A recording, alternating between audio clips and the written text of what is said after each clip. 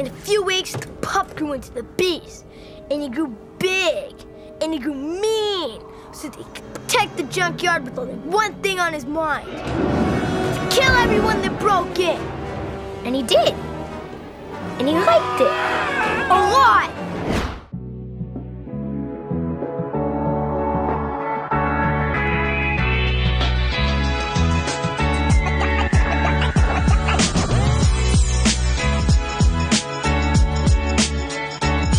You know, we love our music dissects here with the Dissect DJs. I'd say we're a music first podcast. But you know something, Jag? There's something about the movie reviews that I just can't get enough of lately. Kind of feel like that's where our best work is. I don't want to say that. You went a little extreme with that comment. I enjoy them the most. I'm disrespected as a Dissect DJ of music for the last 148 whatever we're at. But I disagree, but I know that this is an avenue we can take to kind of switch up the music.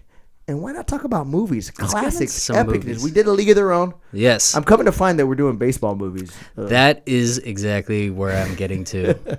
Apparently, it is now the summer of baseball here at the Dissect DJs because we are the DJs that like to spin it, mix it, throw it back, and dissect it.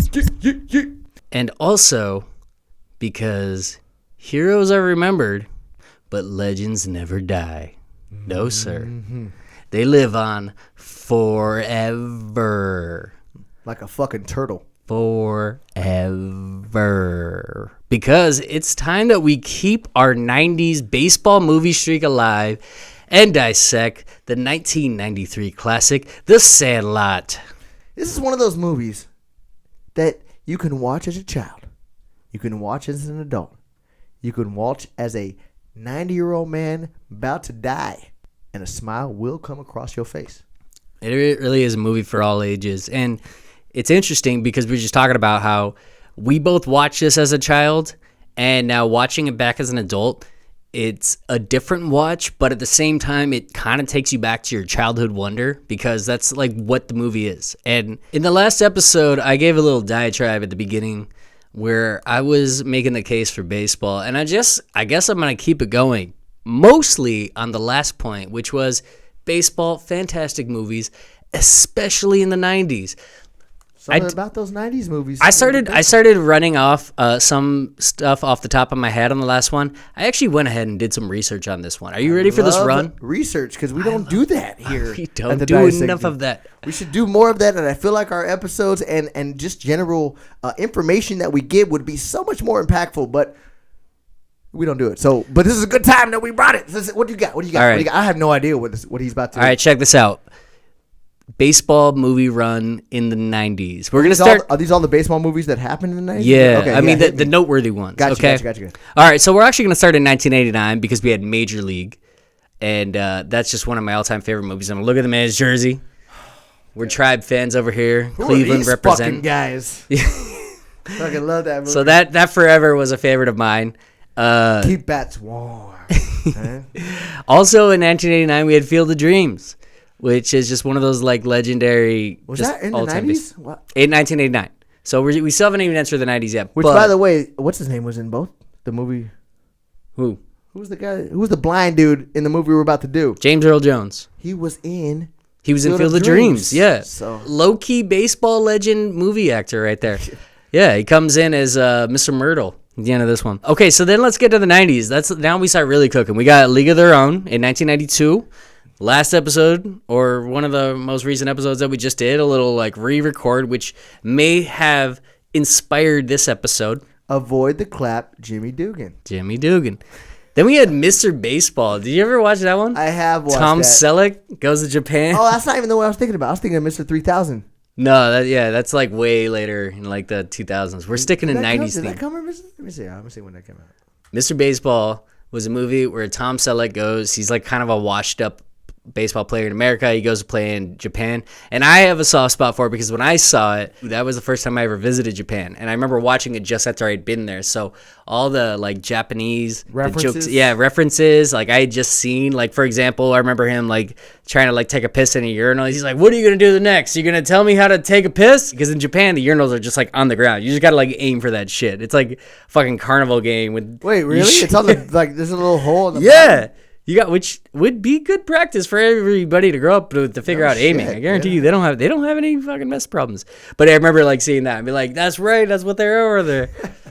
I don't know, maybe they figured it out in the last. Mr. 3000, 2004. No, that's way later. We're talking about the 90s. Then we get to 93. Now we really start cooking. You ready? So we get the Sandlot, which is what we're covering here today. By the way, have we mentioned that? Yeah, I already said it. Okay, cool. It's been I thought we did. I wasn't sure if we did. But yeah, Sandlot. What else? Rookie of the Year. Rookie of the Year. Fucking classic Isn't that movie. Brandon Fraser? No.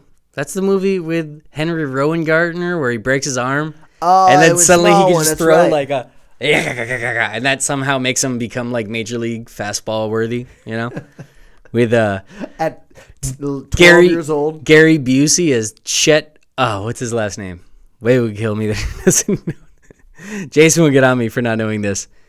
It's like a. He's yelling at us listening to this right now. Yeah, because he loves this name. I'm literally gonna look it up. I know it's Chet. It's Chet Speedman, I think. Chet Steadman. Okay. Chet Steadman. What a classic base. That's just a great baseball name, especially if you're like the washed up pitcher who's like pissed off that the kid's like taking over and everything. All right, so we're at 93, Rookie of the Year. Then we get to 94, Major League 2.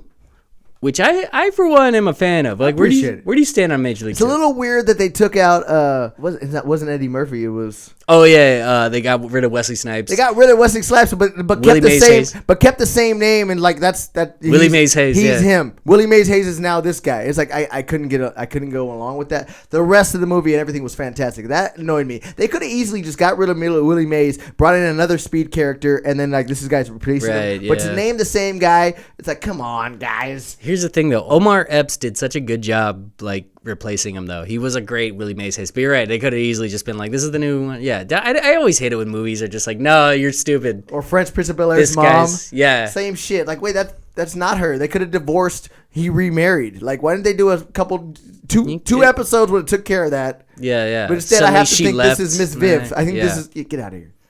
Family Matters did that too with the mom, and like really? last season for like 2 episodes. Yeah, it was really bad. It was just literally like, just don't even mention her. Let's take her out. She went to like, you know. She went on a trip. She's in Alaska for a month. Like, whatever. You don't need to like just tell us. Yeah, I always hate it when they do that. I hate that shit. So that's what happened. But other than that, Major League 2 was actually fantastic. I'll give you that. I actually saw Major League 2 first, so I always loved it, especially because it was about the Indians. And then I saw Major League 1 like and didn't years like it later. as much? No, I actually realized like, oh, Major League 1 is way better. Oh. And then I watched Major League 2 again. And the thing about Major League 2 is they like wrap up like the season like so quickly. Like they run through the season super like that. It just feels like they just try to like rush stories with it. And got you. Anyways, we're not here to talk about what Major else we League got? 2. What other movies? Little Big League. I mentioned this in the last Little Big League. in the A League of Their Own opening. I love A Little Big League. It's the one where the kid becomes the manager of the Twins, and I love it because they have a bunch of real major leaguers at the time, and I just love getting reminded of like 90s MLB. They got Ken Griffey Jr. is just like the badass of the Mariners who just like fucking they brought in knocks real. it to the That's moon. right. They brought in real like players. Randy Johnson comes out of the pen the last game as like a surprise What happened to those days where like, and there was also like the Whoopi Goldberg basketball movie where they actually use real play Eddie. They don't do that anymore. You have to pay too don't much. really see that. There's an exorbitant amount of probably copyrights that you have to pay for that. But they used to do that in the 90s. It was fantastic. You had actual players with their actual jerseys. Anyways. And they also have Carlos Baerga in that movie and Sandy Alomar. And just like, and they're just literally like there for like montage sequences. The one thing that kind of gets me about Little Big League is they literally use the Indians as like the team that they just keep beating in the montage. And they have Carlos Baerga and Sandy Alomar in the movie. And they're like, there's this part where Sandy Alomar is trying to tag him out at home plate, and he keeps like hopping around, and he finally hits home plate, and it's a good like end of montage sequence. That's the one. Sandy definitely would have tagged him out. Yeah, that's the one that they do. We talked about this in episode 20 because I think it was episode 20. Just way back. Because they do a whole montage to Dion. Hey, Hey.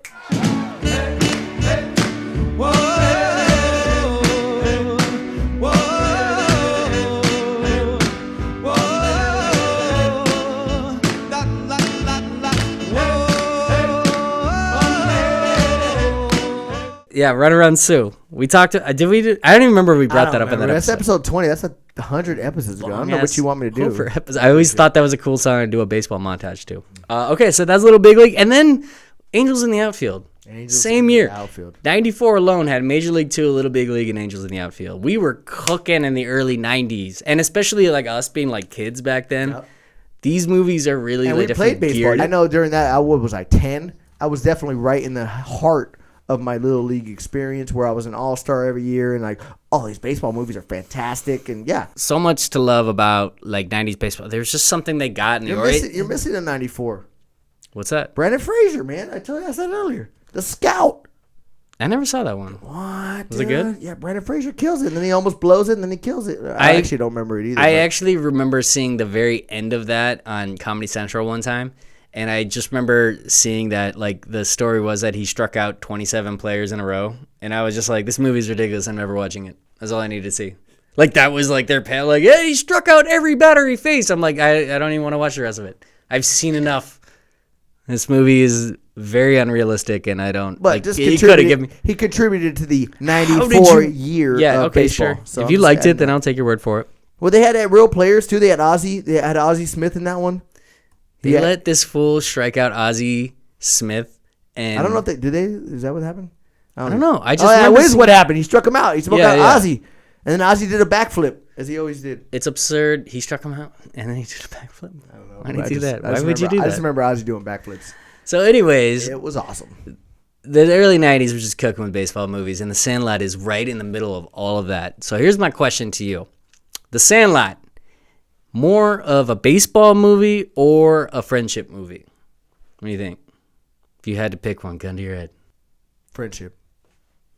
I think I would agree. It's more of a coming to... I don't know, what is it called? Coming of age movie. Yeah. Like you got this kid that's transitioning from being an absolute nobody. He moved, which by the way, at the beginning they say they moved to this area in the last 2 weeks of school. Bad time. Terrible time to move a kid. You guys couldn't wait for him to get done with school and do the finals. Like took him out before the finals, had him join a school. How did he pass those tests? Right. Like.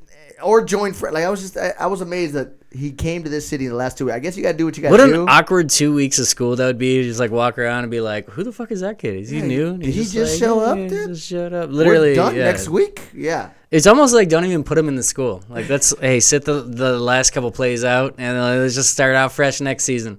Exactly. Put some spring training in. Do a little like recon in the summer, which is what he does. Which, by the way, his mom kind of pisses me off when, like, okay, like 2 weeks after they get there, she's like, Scotty, have you made any friends yet? He's like, no, not yet. No, he's honest. He's like, I'm still new, Mom. I don't know. Like, which is honest. You know how hard it is at that age, especially like when you're 5 or 6, you can go up to a kid and be like, you want to be friends? Which is an awkward question, but not at 5 and 6, because the other kid will be like, yeah, and then you guys just start throwing dirt at each other or whatever happens. but at this age, he's like what? What would you say? He's 10, 11? Yeah, he says he's like ending 5th grade right there, or like he's starting 5th grade, something around there. So he's around like 10 years old. 11, right? Yeah. So yeah, man, that's that weird point where kids are starting to get a little more mature and they're a little more talk shit, and it's hard to make friends at that age. I would be like, Mom, get off my dick. I made an amazing erector set. That ball flipped and hit you in the fucking head. That is gangster. Like you guys are the one that moved me out in the middle of the last 2 weeks of the school year. Like, exactly. And now you're gonna get on my balls about fucking making friends. Come on, man. Come on. I do want friends. Obviously, I want friends, Mom. Yeah, and also stop talking shit on my science projects. This shit is gonna pay in the future. You're really going to discourage that? You know how much parents nowadays would love it if their kids would be building science projects? Fucking Rube Goldbergs that could just fucking move a ball from this way to this way and then just like flip a ball. And flip the ball and poke like right at her mom's head, dude. And he was all apologetic and shit. I was like, Mom, did you see that shit? Nice kid. That was awesome. That being said, Scotty's mom, kind of a baddie. Kind of that's the kind of stuff that you don't realize when you see it as a kid. Then you watch it back as an adult and you're like, But the stepdad? Scott's mom kind of get it. But the stepdad? Dennis Leary? Dude. What a dick. I have qualms with Dennis Leary that I want to go over. What a dick. First of all, okay, so you're jumping into this family. You're like you're inheriting this kid as like your stepson. He clearly wants to learn how to catch. This is a situation that is something I could imagine happening at this point in their lives. You know, it's like, okay, if I was in his situation, I'm trying to like break bread with the kid. I want to become like, all right, let's figure out a way I can connect with him. Scotty's doing all the heavy lifting here. He's like poking his head and he's like, Dad, Bill, I mean, Dad. I don't know what to call you, but I'm trying. I don't know. And then he keeps just asking him to play catch. Literally the easiest thing. He's not even asking you to take him to fucking go get pizza. He's not asking you to go take him to music. He's like, can you just throw catch? And he's just like, clearly asked before. And He's just asked like, before. Like, when he was like, you said you would teach me how to play catch. He was like, yeah. Yeah. So can we do that? Like, he's like, yeah. He's asked numerous times, dude, you have not gone outside for at least 10 minutes. How long does it take? Whatever work you're doing. First of all, it wasn't on a computer. You had time to knock it out. You could stay up late and do what you need to do. Shut up, dude. Go play fucking catch.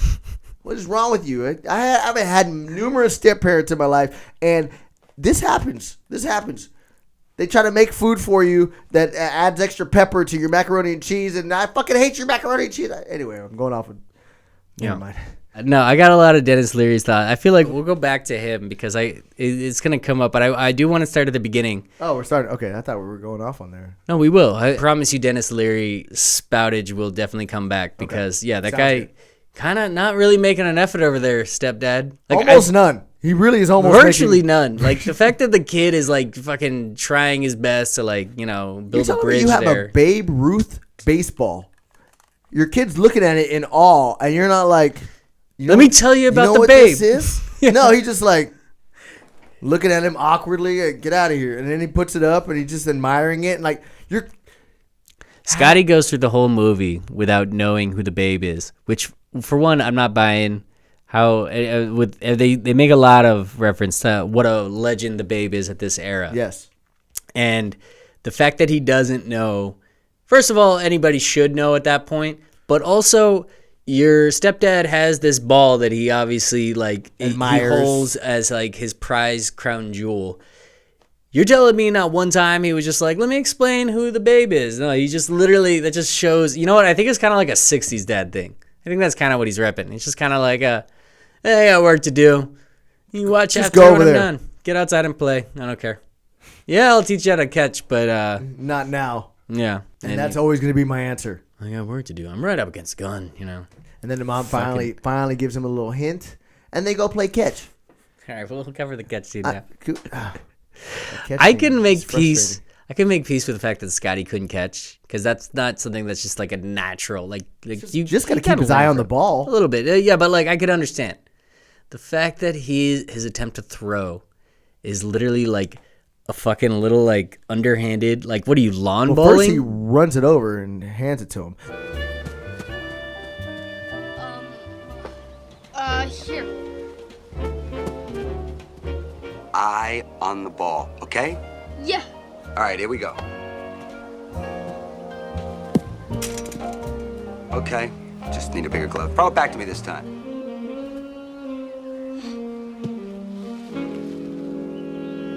His first throw is he literally like underhand like drops it. He bowls it. And he throws it like less than 2 feet. Get the fuck out of here, Scotty. Come on, man. I've seen some unathletic kids in my day. I used to play Little League back then. Every kid at least knows how to make... And his first attempt at throwing with the kids when they first see him, and they're like, throw the ball over. It's like, how hard is it to actually do the acting of throwing, man? Now, throw it accurately? Not as easy. But to just launch a ball 20 feet, more than 20 feet, is not very hard for a 10-year-old. Everybody knows how to throw something. The very fact that when he finally learns how to throw, all Benny has to say to him is, you ever had a paper route? Hey, you know how you throw papers? He went with a guy once. Just do that. Yeah. No, wait, what was that? He's like, I helped a guy once. Like, well, you're on the back of the bike? How does that even... God damn it, Scotty. Are you a bitch in just like every area, dude? Like, you couldn't even do a paper route yourself? Look at his hat. Where is like that hat? He was just like on the back, like, Oh, that's how you do. That's how you do that. And then he had this long, excessive build hat. Stupid hat. Where do you get that hat from? Apparently, that's a fishing hat or something like that. From what I've done. It did have a little fish on the back. Yeah, because you want longer, so you have a bigger shadow or something. But still, shut up. Get a better hat. Take Benny's advice. Benny, who gives a lot of great advice and is a very fatherly figure to all the kids in this movie. If there was one piece of advice that I 100% agreed with him, is do you have a furnace? Okay, cool. Burn that hat when you get home. Bring a t-shirt and jeans tomorrow, okay? Oh, yeah. you got a fireplace? Throw that hat in there, man. Oh, yeah. You know, it was the only one I had. Not anymore. Where's my old hat? Which he doesn't. He had it as He an holds adult. the hat. Dude, why would you bury that hat back up? And he wears it to his job As an adult. As an adult in a MLB state. Like, he's the announcer. You And he's- walked into a Major League Baseball stadium as the announcer with that fucking hat on. And nobody smacked that shit. Like, they should have taken that, revoked your rights to announce that game right then and there. Like a jet, man. All right, we got to get to that. Let's actually, before we get to the very last scene, let's get back to the beginning scene. All right, because we haven't even started the beginning. Hit it. Okay, so the very opening scene, I had absolutely zero recollection of. Oh, were him walking into Yeah. the stadium? Oh, yeah, I remember. I didn't remember that happening at the all. movie starts off really boring. I remember that as a kid. I was like, that's fucking. I fast forward a minute and a half. Yeah. Now we're off and cracking. I mean, But it doesn't take long, but it's just like, who's this guy walking into like a baseball stadium? Like, I didn't remember that. I know I had remembered that we end up finding out that Scotty ends up being a broadcaster, but I didn't know that we start the movie with that. And he says this line that honestly I was kind of like miffed by. I don't remember. What is this? He says, there's a lot of great moments in sports, but there's one all-time great moment in sports history. And I was immediately just like, heavily debatable. This is going to be hard. Let's see what you got here, because There's a lot of great moments in sports, man.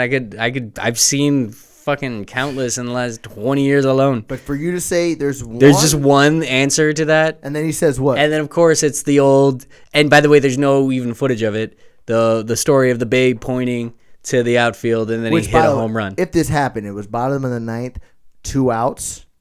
He calls his shot and smacks it, which the tying, just going back to this, the tying run was on the bases. Does that mean that he won with his home run?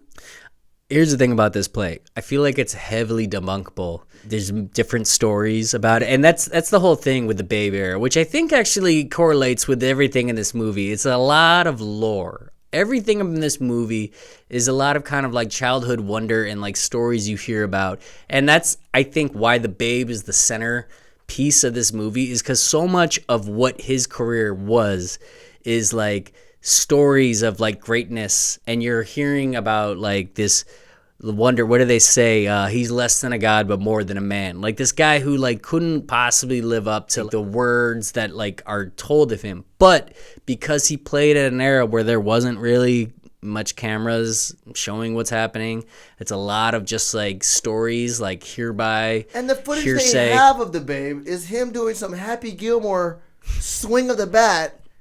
There's no chance. Everybody's like, he's the greatest player that ever lived. Like, there's no chance he hits a single ball from any of the pitchers nowadays. I'm sorry. To me, it's more when you see him run the bases and he has the little like trot. where Little he's, like, trot. Yeah, exactly. Like, people like to think Michael Jordan is the greatest basketball player. Michael Jordan could play in today's game, into any era Michael Jordan could play in. So I'll give him credit. Babe Ruth has zero chance from like the 70s on. Definitely 90s on.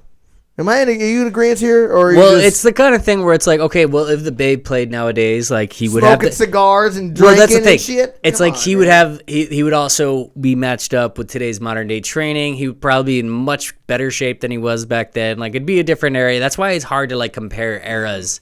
But the way he's talked about it at this point in the world, which, okay, by the way, I always wondered what year this movie takes place in. You told me you didn't want to tell me. You figured it out. How'd you figure this out? We know says- exactly, by the way, and you bet you don't, what year Sandlot had taken place, because they never mention it. And I was guessing early 60s according to the music, which, by the way, the music's fantastic. We'll get into that.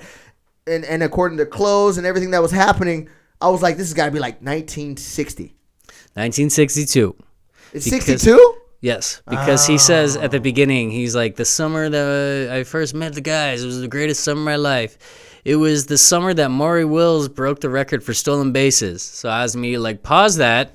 Google. What year did Maury Wills break the stolen base record? It's 1962, which was then confirmed at the end of the movie when the dog is running around town. There's a point where they like run through a picnic. The dog runs through a picnic, and there's a banner that says like America 1962 or something like that. I It missed has the that year. banner, Yeah. dude. That's good. I know. So we just watched the end of the movie together, and like I caught that, and I was like, So in case you were wondering when this took place exactly, is the 1962. summer of 1962, the greatest summer any of the guys ever had. So then we immediately cut to all the kids playing, and I'm immediately like, the clothes these kids are playing in could not be any worse clothes to play baseball in. So hot. They got their like corduroy or jeans on. They're like, they'll have like a button-up shirt, which by the way, they give small shit about like, or Benny's like, yeah, wear a t-shirt next time. But in the opening scene, they're all like wearing like, almost like Collared wearing shirts on. shirts that you would wear to like church. They all got like their Converse, their Chuck Taylors on. Which Worst athletic shirt ever. I don't know who Chuck Taylor ever convinced they had an athletic Who brand. is Chuck Taylor? I don't know. Look it up. I tell you, Look that up, they had a run all the way into the 80s. There was commercials with Magic Johnson and Larry Bird for Converse advertising like the same Chuck Taylors that like they were wearing all the time, which has no ankle support. And then even at the end of the movie, when Benny takes out the PF Flyers, it's the exact same fucking shoe. I was like, am I going crazy? All it had was a logo that said PF on the side. And guess what? I looked at those closely.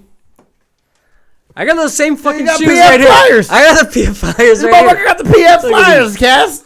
I Right want some. there. Where'd you get those? I need to order. I don't know. I ordered them. You know, they don't have the PF Flyers Dude, logo. I bet you can get I the literally sticker, just dude. got a I'm gonna look sticker. up. I'm gonna look up the Add that sticker. shit right here. PF Flyer sticker. Same fucking shoes that Benny pickled the beast in right here. And I can tell you, I've worn these. They're the least comfortable, least athletic shoes. I wouldn't even go on a walk on the beach in those. Dude, I can get you a Unless I had PF to. Flyer sticker. You could slap them on there, Boom. and you have yourself some PF Flyers. Guess what? They're still slinging PF Flyers. Jason literally just texted me when I told him that we were doing Sandlot. He's like, Really? yo, I wore my PF Flyers last Friday. So, like, I guarantee he paid a pretty penny for those. Wait, he has the They're actual PF Flyers? Well, I'm sure they've made it a more updated model, but they're still hustling people based on Benny the Jet Rodriguez pickling the beast, going off name value alone. So real quick, Chuck Taylor, 1917, began manufacturing one of the first basketball shoes. In 1918, he's wearing non-skids, which basically had a rubber sole, That's what these are, yeah. and it was a forerunner of the Converse All-Stars.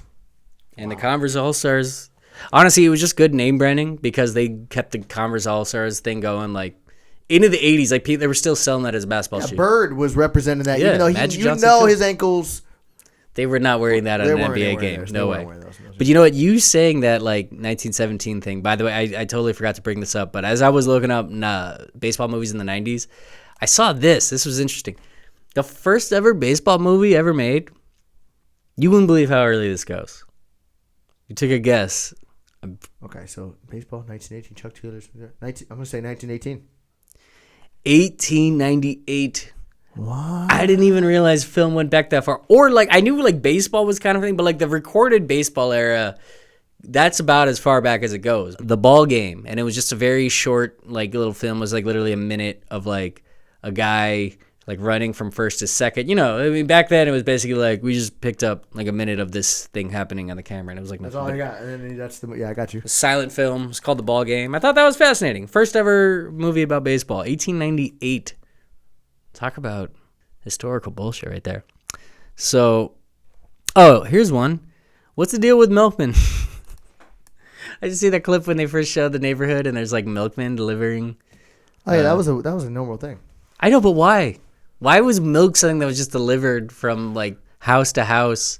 I just feel like milk's not something I want sitting outside. Okay, if you're there, great, but then they would just apparently like leave it on your doorstep. Like I don't want milk just chilling in the sun. Yeah, it'll turn to like cheese in like an hour. Just get your milk at the store. They had stores back then. Why did they do that? Why was there just like a happy milkman with his like white hat and white When did suit? that stop?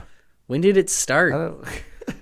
Real quick, going back to the Chuck Taylor, he played his first game. He substituted for another team in the final 3 minutes and didn't score a single point. Wait, he was like a player? Yeah, he was a professional player, a semi-professional player, and he was part of the Akron Firestone Non-Skids and all this other shit.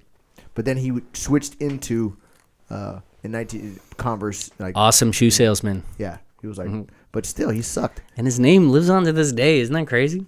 It's like, if you think of the two most famous names associated with shoes, it's like Michael Jordan, Air Jordans, and Chuck Taylor. And and Chuck Taylor was a and shit, that's it. And Chuck Taylor was a shit player, according to everything I'm reading here. How is he up there with Jordan in the pantheon of? He was just the first one to wear a shoe, and everybody was like, "That's a nice shoe." So everybody else was just like barefooting it. Yeah, wear shoes. You should wear shoes to play any sports, unless you're swimming. I don't know and what take your Chuck Taylors off. Wearing boots, like who? Anyways, I don't know. But yeah, Chuck Taylor. I think we're done with Chuck. I was astounded as I think we got enough on Chuck. I was astounded as I go. But yeah, I'm gonna get you a PF Flyer sticker for your shoes, and I'm gonna get me a sticker, and I'm gonna rock those because those are classics. I would actually probably wear these shoes. These shoes have been in the closet for a while. If you gave me the PF Flyer sticker, I'd probably bring them out a little bit more. Okay, so let's go ahead and get to the point when Smalls finally meets the gang. So he's just hiding out in the outfield, watching them, just like scouting, and then he finally has the way he like literally approaches. He just kind of walks in the outfield and he just kind of starts being like, "Yeah, I got this. I got the next ball. Nobody knows me." And then they finally like hit a ball over to him, and he's like, "Oh, I got it!" And that's like his in, right? And it's like, okay, cool. This is how you make friends with. This is so Honestly, it's a good way to do it. So many instances of like the first interaction you have, like kids growing up, is just like, oh, I had to go get a ball and I threw it to him, and then we started like talking, and it all makes sense. But this team goes off on him. He's an L7 weenie, bro. Did you see how he threw the ball though?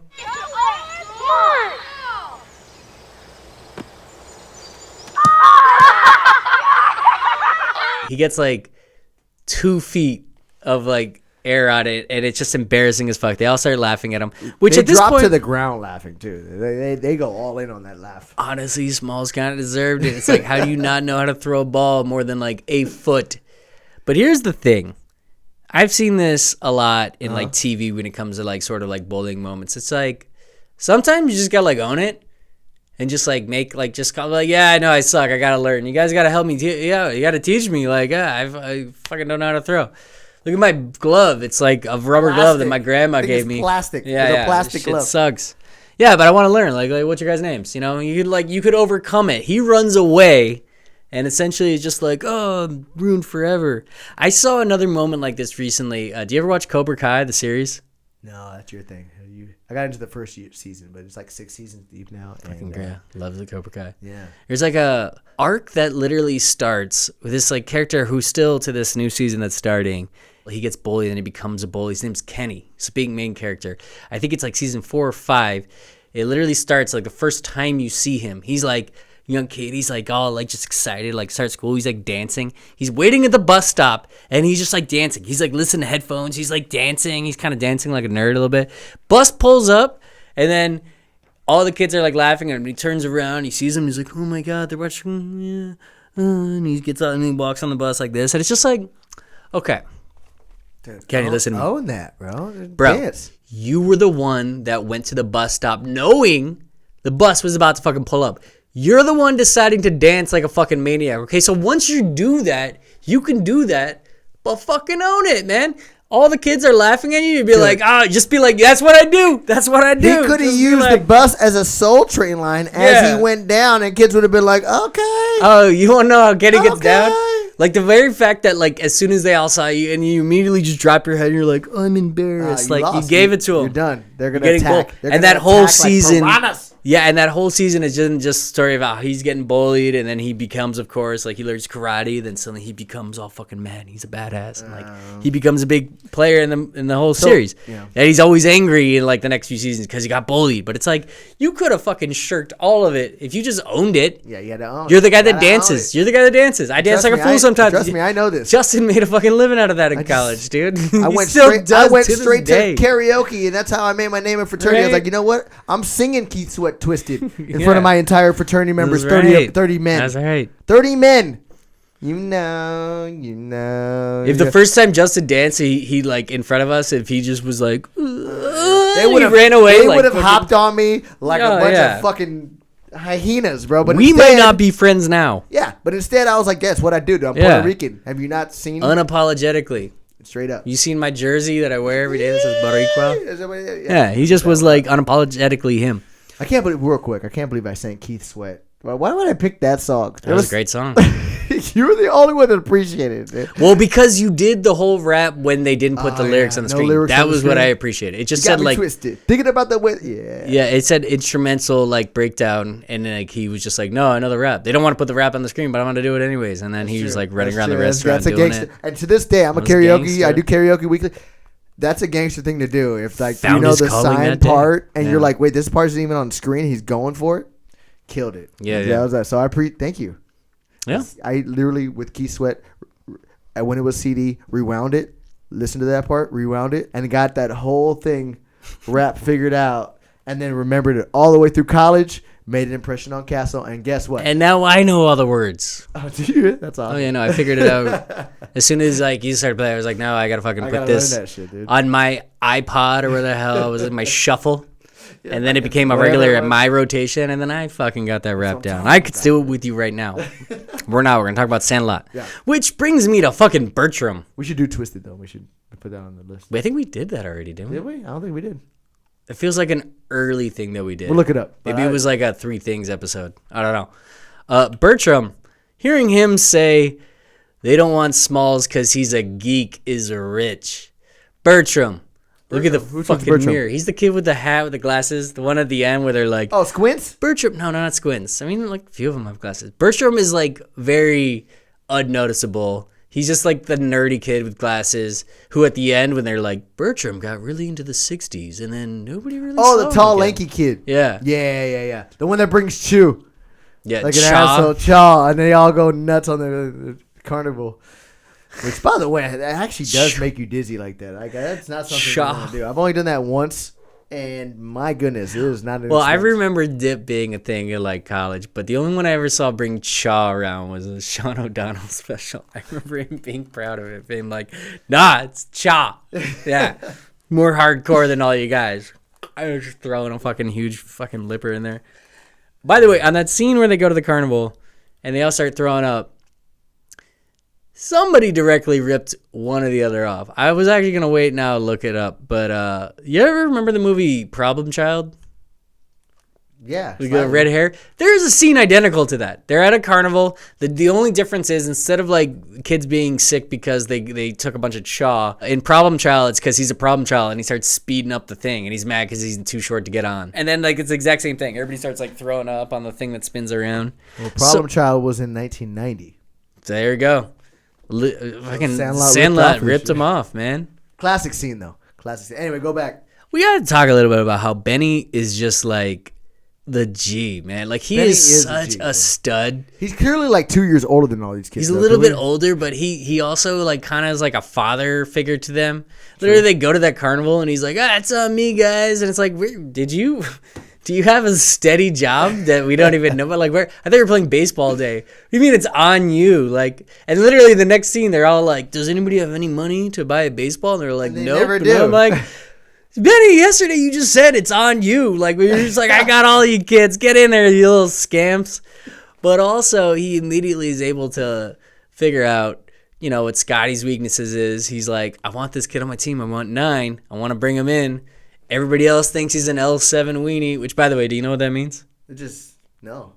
You It's know, like an Oscar Mayer wiener or something like that. L7? You're doing it right now. Yeah. He's a square. Oh, square, but that's a rectangle. Oh, it's a square. That's a rectangle like a Well, motherfucker. because, you know. I have to like. There's no way I can make this. Anyways. Well, calling him a rectangle makes a little bit less sense than calling him a square. But that's what Squints was getting at. Benny just kind of looks out for him. He's like, you know what? I'm going to help this kid out. He throws like a damn jackass. And he catches even worse. He literally, his way of catching is just by doing this. So he tells him. Yo, go back to that. Can we give Benny so much props?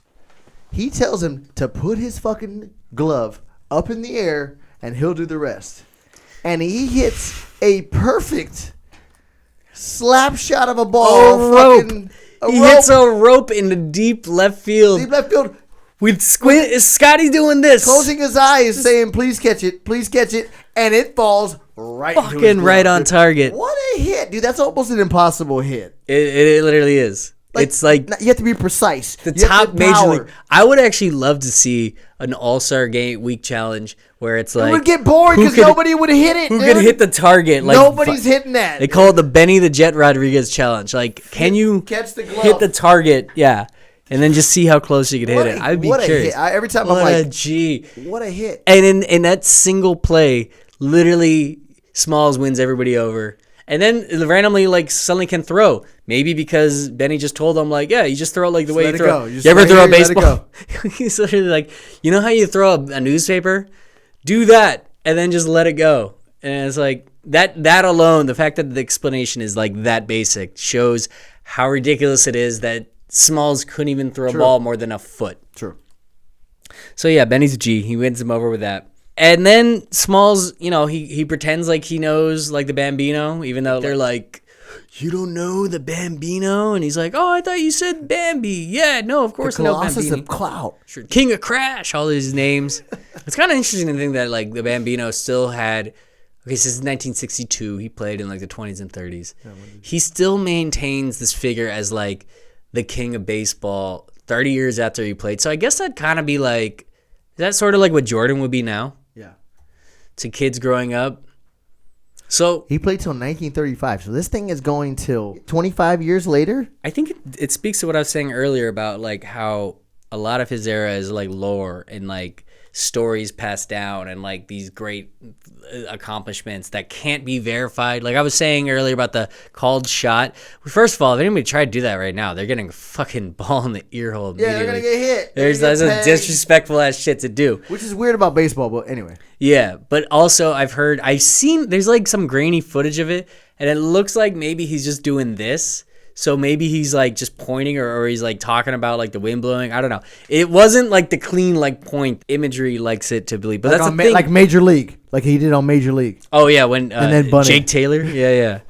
Which is a tick. Yeah. And what happens to him? They fucking brush him back. Then he gets back up and he does it again. It's like And then bunts. And then he bunts it. the slowest Weird player on play the because he's a catcher. He has like no knees and he legs it out still. Fucking ridiculous play. I would do it. We should almost just keep the summer of baseball going. We just turn our podcast into like the We baseball do movie all reviews. we have done all the Baseball movie summer of 2024.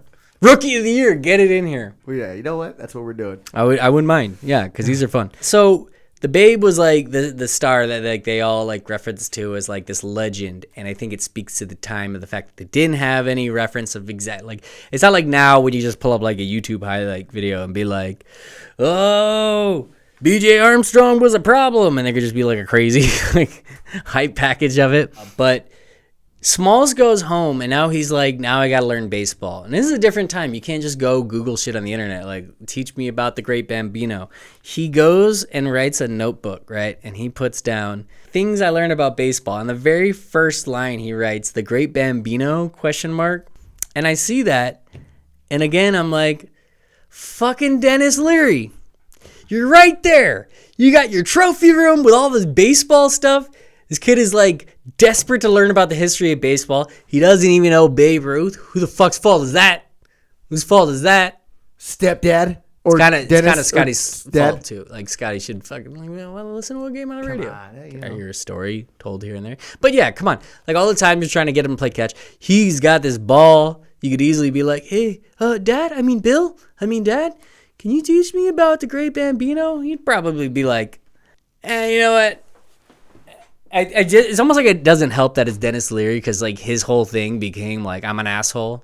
Like he's literally his biggest like comedy gimmick was like he has a song called I'm an asshole. So like his whole thing was like I'm an asshole. Yeah. So when you see Dennis Leary being the dad who's like kind of like nonplussed by this kid, it's like yeah. But so teach him how to fucking throw a little bit about Babe Ruth. He's getting him clowned on by his friends all day. Which by the way, that reminds me of the fact that there's so many moments with these kids that just reminded me of like why being a kid was like a pain in the dick. It was like all these kids will find any fucking reason to make fun of you for some shit. They're at the clubhouse. He's like, oh, sorry. My mom made me wash the dishes before I came over. They're like, oh, you had to wash the dishes. First, she made him put on a jacket. Yeah, and it was like, what? How long did that take to? Yeah, why did that take you any time? You just had to put on a jacket. The washing dishes, I can understand, but why did you put on your jacket before you started washing dishes? it's like, what is not raggable to kids at that age? You could be like, I got to do homework. And they're like, oh, he's got to do homework. He's worried about his grades and his learning potential. What an L7 weenie. You'd be like, I got the mail. Oh, they'll definitely make Oh, where'd you go right now? I went and got the mail. Like, oh, he cares about the only form of messaging that we have in this day and age. What an L7 weenie. No, You'd be like, they're making fun of you. I got to take a Omega Via multivitamin because I care about my growth they didn't have vitamins and back focus then. and memory. And they're like, oh, he cares about his growth and focus and memory. Fucking L7 weenie. Kids suck, man. The very fact that every single time they try to like reference something, like Smalls is a goofus plenty in this movie, okay? Don't be a goofus. Don't be a goofus. Don't be a goofus. He has many times you can clown on him for being a goofus, but I kind of hate the way that they're constantly clowning on him for shit that like he just doesn't know. Like they reference the Beast, and he's like, "What's the Beast?" And they're like, "Oh, Smalls, you're killing me." And then I do love the dad joke of s'mores. They got the And s'mores. he falls right into it. S'mores scene, and he's like, S'more what? Sorry I'm late. My mom made me put on my jacket, and then she made me do the dishes. Oh, your poor little mommy made you do the big fat dishes. Hey, you want a s'more? S'more what?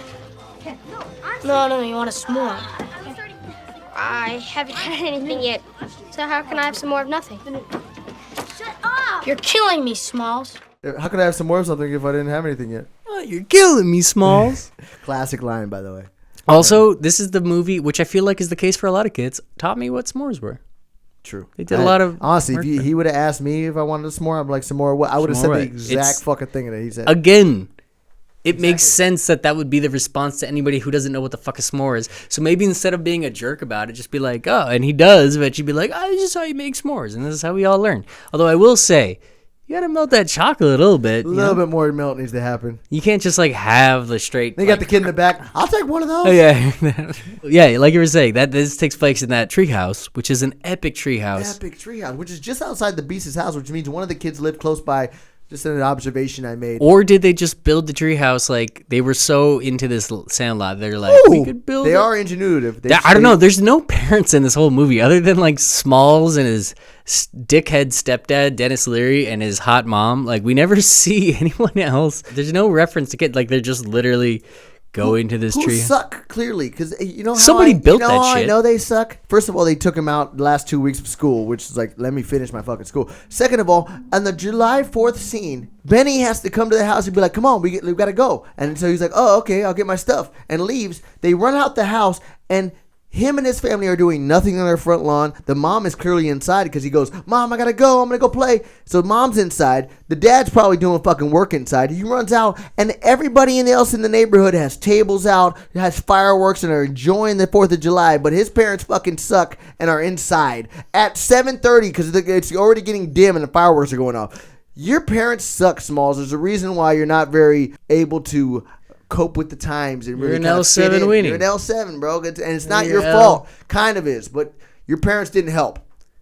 Yeah, and they had an epic setup for 4th of July, man. Everybody had like tables out and the. Oh, we used to do that for my family, like growing up. Oh, that's it was awesome. We blocked the streets, and it was a neighborhood party. It was perfect. Dude, but I their still parents would- didn't give a fuck. There was always that one family that was like, "We're not doing it," and then their house would just be empty.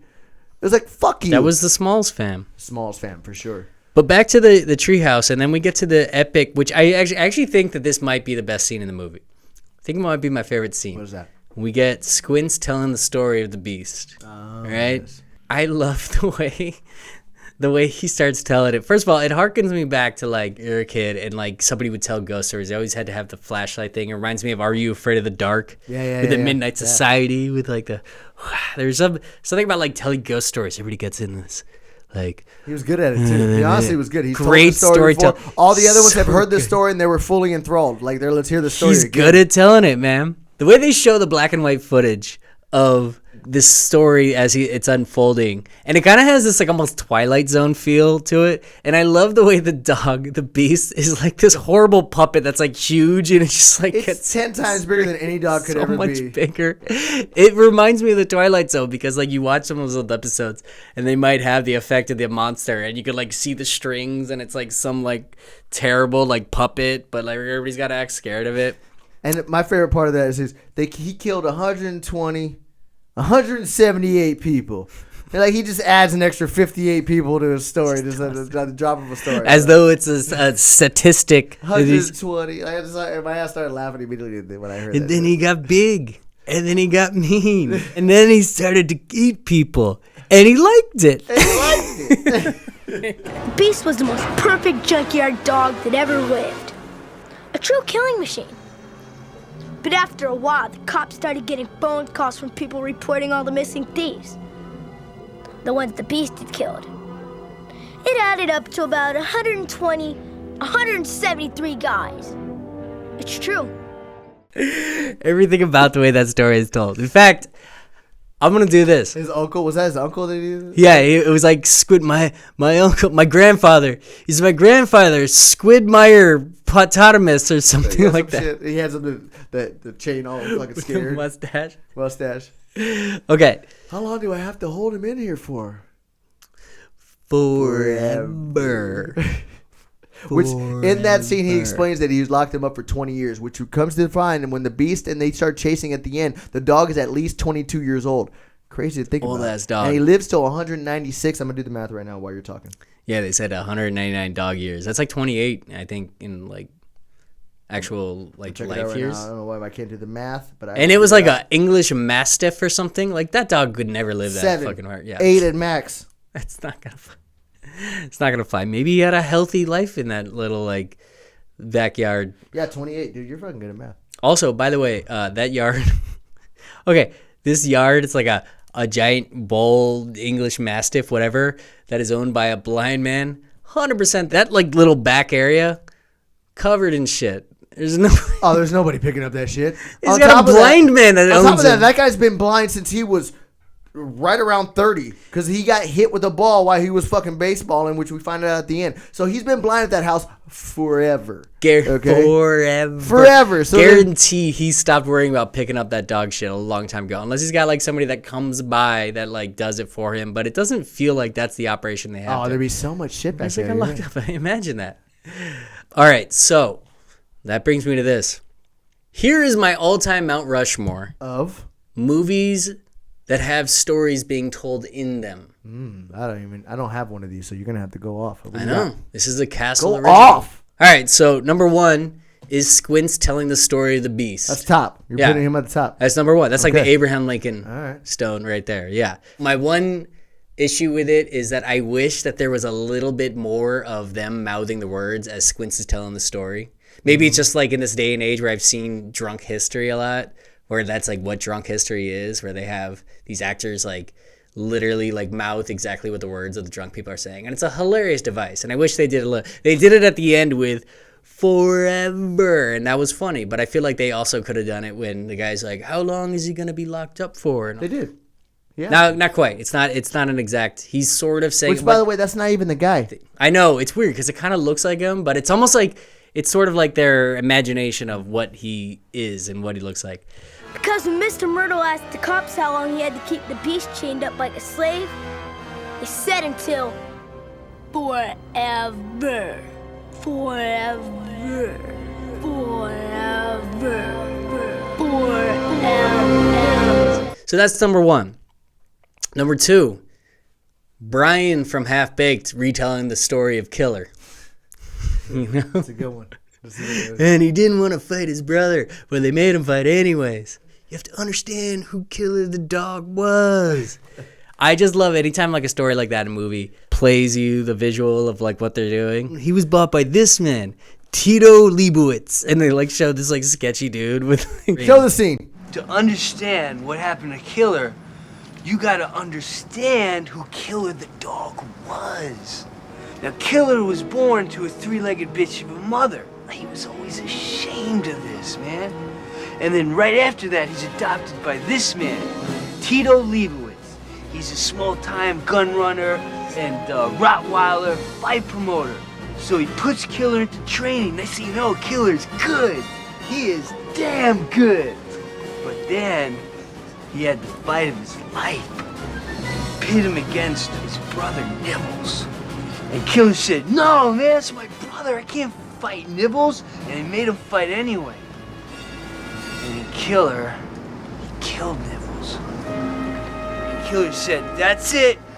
He called off all his fights, and he started doing crack, and he freaked out. And then in a rage, he collapsed. And his heart no longer beat. Wow. What was the number 3? 3 is just like a personal one for me, just a movie that I love. He Got Game. I love when Denzel is finally getting to hang out with Jesus Shuttlesworth, aka Ray Allen, his son, and he's telling him about how he got his name Jesus, and he's telling him the story about Earl the Pearl Monroe. And it's really just because I love like Spike Lee style directing. It's very much like a style that you could like see, like you could just jump in on a movie and just be like, oh, this is a Spike Lee joint. I could tell. My all-time favorite ball player was Earl Monroe. Earl the Pearl. Yeah, he was nice.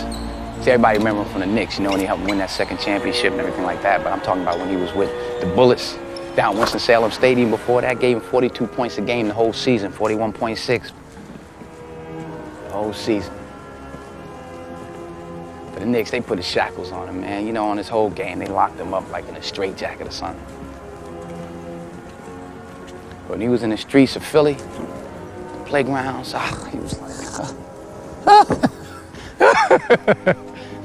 You know what they call him? What? Jesus. That's what they call him, Jesus, because he was the truth. Then the white media got a hold of it, then they got to call him Black Jesus. You know, he can't just be Jesus, he got to be Black Jesus, you know, but still, he was the truth. So that's the real reason why you got your name. You named me Jesus after Earl Monroe, not Jesus in the Bible? Not Jesus of the Bible, Jesus of North Philadelphia. Jesus of the playgrounds. That's the truth, son. The way he dished, the way he, you know, he spin, you know how you do. Coming off, all that, tow. Yeah, I've never seen I have seen that, but it wasn't a very big movie of mine. So You gotta rewatch it, man. It's such a good. The score of the movie, the Spike Lee direction. All right. As a lover of basketball, story's intense. Like So can we say that 2024 is going to be baseball, and then we'll switch to 2025? It'll be some basketball movies. Oh, I would love to do He Got Game. Yeah, Yeah, there's a lot to talk about. I think you For need. the Love of Basketball is another if classic. you haven't seen that movie in a long time, I would suggest to rewatch Whoopies. it. What was Whoopies? Eddie. We I've gotta never watch actually that watched one. it. We gotta but watch that. So next year's down to see it. next year's basketball, ladies Go and gentlemen. We're basketball. gonna call 2024 is the summer of baseball, though. and 2026 will be football. Yeah. Little Giants. Okay. All right. Game. But no, but the very fact that Spike Lee has this footage of like Earl Monroe that is so clean, and it's like literally the actual 60s footage, and you're like, how does quality of video exist from that time era? It's like awesome. So anyways, that one's just a personal favorite of mine. Number 4, I'm going to go off the board a little bit. Not really a movie, but still just a storytelling that I just love so much, and I know you do too, is Dennis from Always Sunny explaining the Dennis system. Oh yeah. Mostly because it utilizes that device that I was just talking about, where they mouth the words as he's telling the story, where he like goes in and then You're Max gonna there. die tonight. Yeah, that's classic. Welcome to hell, bitch. We should use the effect on that. I don't know if you have the effect I available. think I do. Wait a minute. I have to turn that on. Welcome to hell, bitch. Welcome to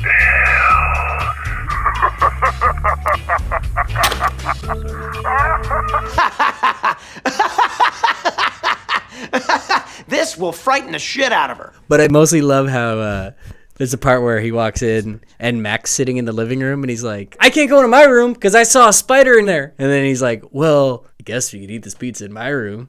And the girl's like, this pizza's good. And Dennis is like, you're the one that's good. And then they just start like making out. I don't know. Watch the Dennis system. Al, you know what? I'm going to throw it in right here. Yeah, you see, I'm on the couch when they come in and ask to be alone. And I say I can't go into my room because I found a Black Widow spider in there, and then Dennis fires back that he wants some privacy so that they can get to know each other more better. And then I say, oh, well, I guess we could always eat the pizza on my bed and watch the DVD in my room. And once we're on my bed, it is game over. I engage her physically, and the sexual waltz begins. Pizza's good. You're the one that's good.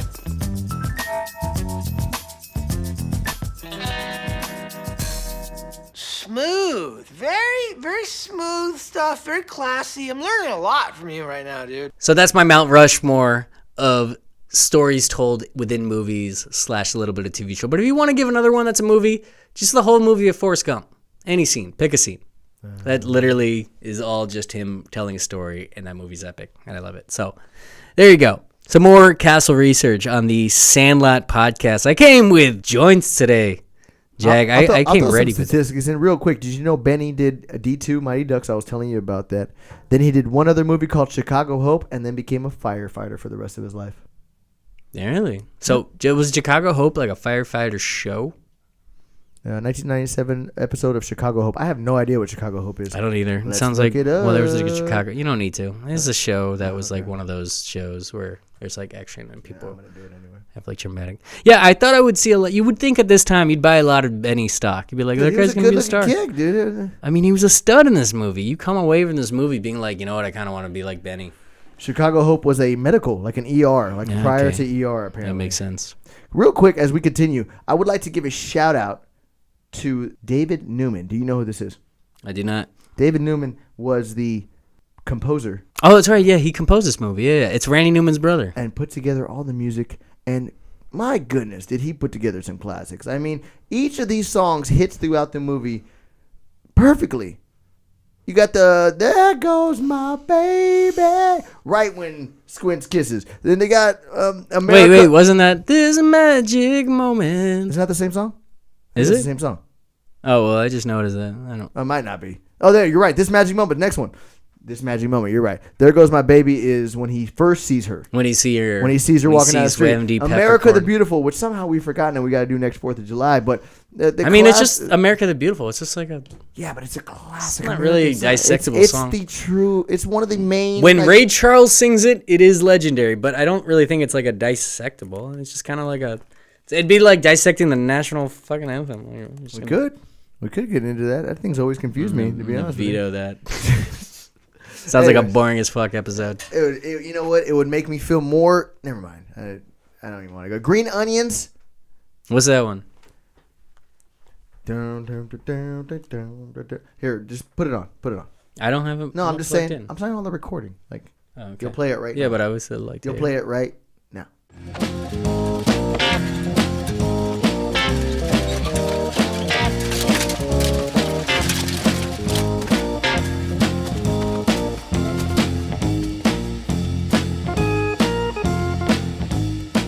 And then you got Tequila.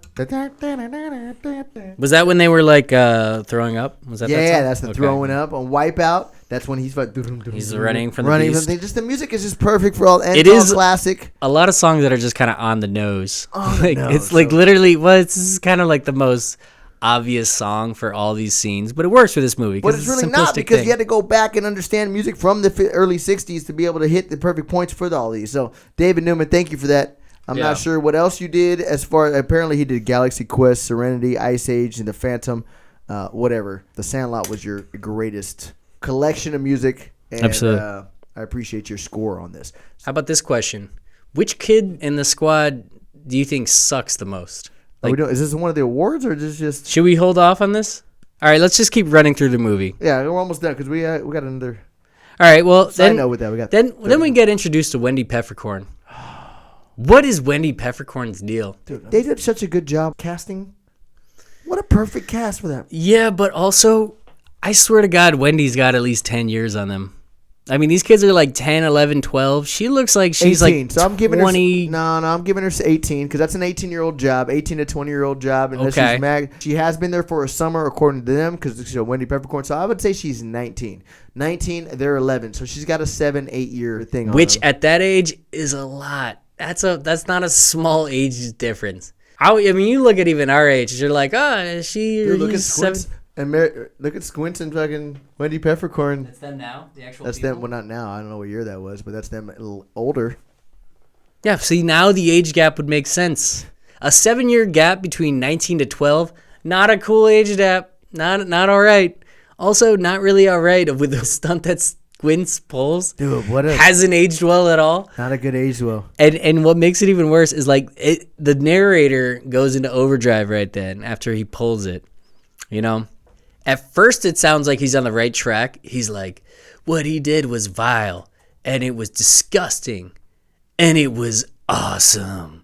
And then he just goes on for like the next 30 seconds about like how it made Squints a legend. They're like, he kissed a girl long and hard. Michael Squints Polydorus walked a little taller that day, and we had to tip our hats to him. He was lucky she hadn't beat the crap out of him. We wouldn't have blamed her.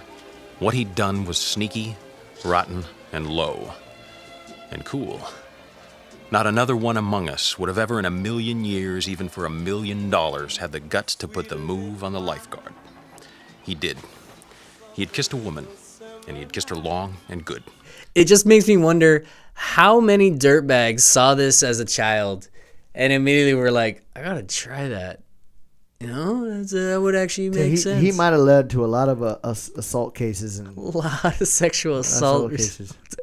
They really kind of big up the sexual assault in this movie. But here's what I was noticing: how hilarious would it be if his whole game plan falls to shit because the lifeguard that pulls him out of the pool originally is the guy lifeguard? So what if is it really? How much funnier? I feel like if the movie was made now, that's what would have happened. They would have been like, he's like, Wendy, save me. And then the guy's like, I got this. And then he immediately throws him on the deck. And he's the one who goes right in for mouth to mouth. You're going to be all right, little dude. I honestly probably would have been funnier. And Squints would be like, yeah, it would be a way funnier scene. You know what I mean? And it would have aged fucking tremendously.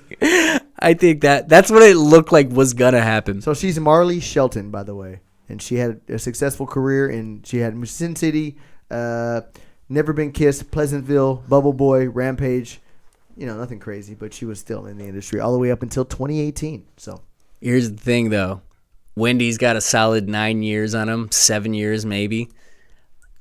She is not shutting it down at all. She's playing into it, even from the first time we see him staring at her on the street. And then even after he pulls that shit and he's like staring at her from the other side of the fence. Is she a bit awkward here? It's like, who's the predator here? Okay, is she the predator? You're playing into it way too much, Wendy Peffercorn. All right. They had 9 kids too, man. Then they end up married when he finally got in there. So he had to get her. Let's say he got her at 18. She's 26 at that point. She must have went through a couple of, you know, at that age, she might have went through a marriage and then it was a divorcee. I mean, back then in the 70s, it was like you get married and then but you just fucking late. pop out kids. She started late with the kids, right? Yeah. How old was she when they had at least 26. I hope so. At least 26. Fucking I hope so. So she had 9 kids from 26 to 38 or something over the next fucking 8 years. Usually you start, because my grandmother had all 5 of her kids before 21. Wow. All 5 of her kids. She was turning 21 on her 5th. I know, dude. What? Damn. What? Right? Isn't that crazy? Dude, generations previous are so fucking nuts. So crazy, dude. My grandfather was 19. She was 14. I don't want to say anything weird about my grandpa because I loved him, but my goodness, grandpa, come on, man. But again, different times, different ages, and then they got married immediately, and they started popping out kids. They started having it at 15, 16, she had a miscarriage, 17, 18, 19, and then 21, she had her last kid. What? Can you imagine having 5 kids before 21? I can't imagine having 5 kids now. Having 1 kid by 21, dude. Anyways, phenomenal statistic from my grandmother. Different times. I must give her. Yeah, for some reason in that era, they really like just being like, have another kid. Well, especially Puerto Ricans, apparently. My great-grandmother had 14 kids. Jesus Christ.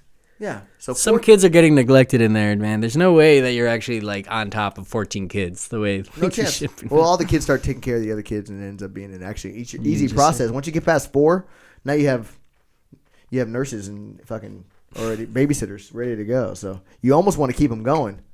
Yeah. Especially if you work on a farm, which we had a farm. My great grandparents, so all the kids would work on the farm. So now you had employees. So you were basically just boning to have employees. Kind of cool if you think about it. In 5-6 years, I don't want to think about it. It doesn't make sense. Doesn't sound cool. But I don't want to. I know my ass is going We ruthless. could call them kids, but they're gonna work for us. We need another hand on the farm. Let's have another kid. Yeah, that's what they did. I'm not even kidding, but yeah. Well, he'll be good to That's go in 3 where years. I'm We'll hand from. him a wrench. We'll know what I was doing. I remember Rich. Look at it. Anyway, okay, so we got Wendy Peffercorn. We got the sexual assault case. Sexual assault case. There was a trial. One thing you and I Squints noticed- was acquitted, and then they had 9 kids. And 9 kids. One thing I've noticed, and we called this out prior to talking, is that this movie kind of has 3 scenes. It's 3 chapters, basically. 3 chapters. You got him joining the crew and getting to know Trying all to the become kids. friends with them. Then they got them beating the shit out of a team. Stage 2 is then them as like a team and like they're hanging out together. Carnival. They have that matchup with like the random other baseball team that all has uniforms going on. And who show up in their uniforms at a random, like at all times. They're wearing their uniforms at all times. And then they have this little standoff. And here's a question I have about that. Was it movie talk? Was it just like movie script talk? Or was back in the day the insults just like way more like G-rated and stupid and like didn't make sense? Because they're going back and forth. They're like having at it. And at one point, Hambino Porter, he says, you mix your weenies in your mama's dough jam. And gets a huge pop from the peanut gallery over here. At that point, they're all like, at that point, the Sandlot crew was like, whatever he said, they were gonna just go. We plan a real diamond, Porter. You ain't good enough to lick the dirt off our cleats. Watch it, jerk. Shut up, idiot. Moron. Scab eater. Butt sniffer. Pus licker. Fart smeller. You eat dog crap for breakfast, geek. You mix your weenies with your mama's toe jam. Yeah! I would be like, no, wait. If I was Phillips right there, I'd be like, explain that. What does that mean? I make weenies in my mama's toe jam. How does it make any sense? Explain that one from me. I need to understand what that means from to back. And then the ultimate, where he completely wins the battle. You play like a girl. Stop the scene. Everybody stops. And then it's just like, You play ball like a girl.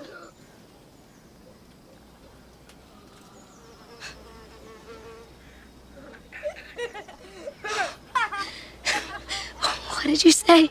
You heard me. it's like an Anchorman when Veronica Corningstone says, you have stupid hair. And he's like, what did you say? What? Like, exactly. Couldn't believe it. And at this time and age, you can't do that. You wouldn't be able to do that. Apparently not. The Sandlot would be rated less on Rotten Tomatoes. Definitely another line that hasn't aged with modern society. But then it's like, it's on. Now we got to throw down. Our field tomorrow. And then they just go and whoop their ass They anyways. beat the fuck out of them. Because Hambino's back there fucking getting in their heads the whole time behind home plate. On top of that, Hambino is not only the catcher, but also the umpire. Wait. Did you not notice that? I think he was just calling strike 3, just getting their heads. Like, because right before the pitch comes, he's like, strike 3 you're out. And the kid misses. Yeah, but there's no ump. Yeah, I mean, it's like playing basketball, like 3-on-3 without a ref. Like, you kind of call your own fouls. I know, but I've never heard of a catcher call. It's a strike every time. It is a little bit different in baseball. You kind of need an ump because, like, the strike ball thing is like you need somebody unbiased to be. You just say strike every time, dude. Yeah. So. But he's more like just talking shit. I remember back then I just thought that that's what catchers do. They kind of do. Like catchers just like are there to like just talk shit the whole time behind the plate. I had some kids talk shit in Little League. So yeah, I mean, your I shoes think untied. That was a classic. the one part where he's like, "Is that your sister in left field? Is she naked? She looks like she's naked." He's like, "Shut up!" He's like, "Hey, I'm just playing the game. I'm just trying to have a friendly conversation." You think you should go out with me? You know, if my dog was as ugly as you, I'd shave his butt and tell him to walk backwards. The heater. Here it comes. I dare you. Strike 3, you're up. Hey, is that your sister out there in left field? Naked? She's naked. Shut up, Porter! Hey, I'm just trying to have a little friendly conversation. The shit talk, it reminded me of Hook, though. Like, the way they're exactly whole, like, what it that, was, yeah. So it makes me wonder if it was, like, was that actually ever a time period? Because nowadays, kids would just be like, you're a fucking piece of shit, and I will murder you where you stand. I will beg you 6 feet. They'll be listening to fucking hip-hop. And fucking, like, taking their cues from what they're just way more accessible to them nowadays. Hambino was the leadoff batter, by the way. Why? They had Benny. Yeah, but they put Ham being Benny our on leader, base. and he hits a leadoff home run to start the game. That's gangster. First pitch out, and it was the first pitch. He slams it, and then they all start hitting base hits and fucking killing them. They all hit the gaps of every single That's what you gotta do. I don't know how they became such epic hitters. They learned from Benny. Yeah, but Benny was the only one hitting the whole time. He's teaching them how to like aim. He's constantly coaching They them. beat the fuck out of them. When you look at that game, they beat the absolute crap out of those guys. It kind of reminded me when you said Ham hit the home run. There's that one scene earlier where he hits the home run. It's like an epic, like them playing when he's like, "Here comes the heater." Danunas. He's like, he points the it. heater. Yeah. And then he misses the first one, and then he's like, "Ah!"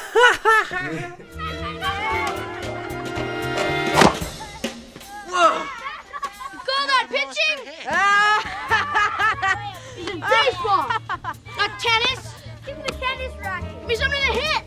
All right, Ham. This is my heater. I dare you to hit it. You'll be sorry. Want the heater? I'll give it to you.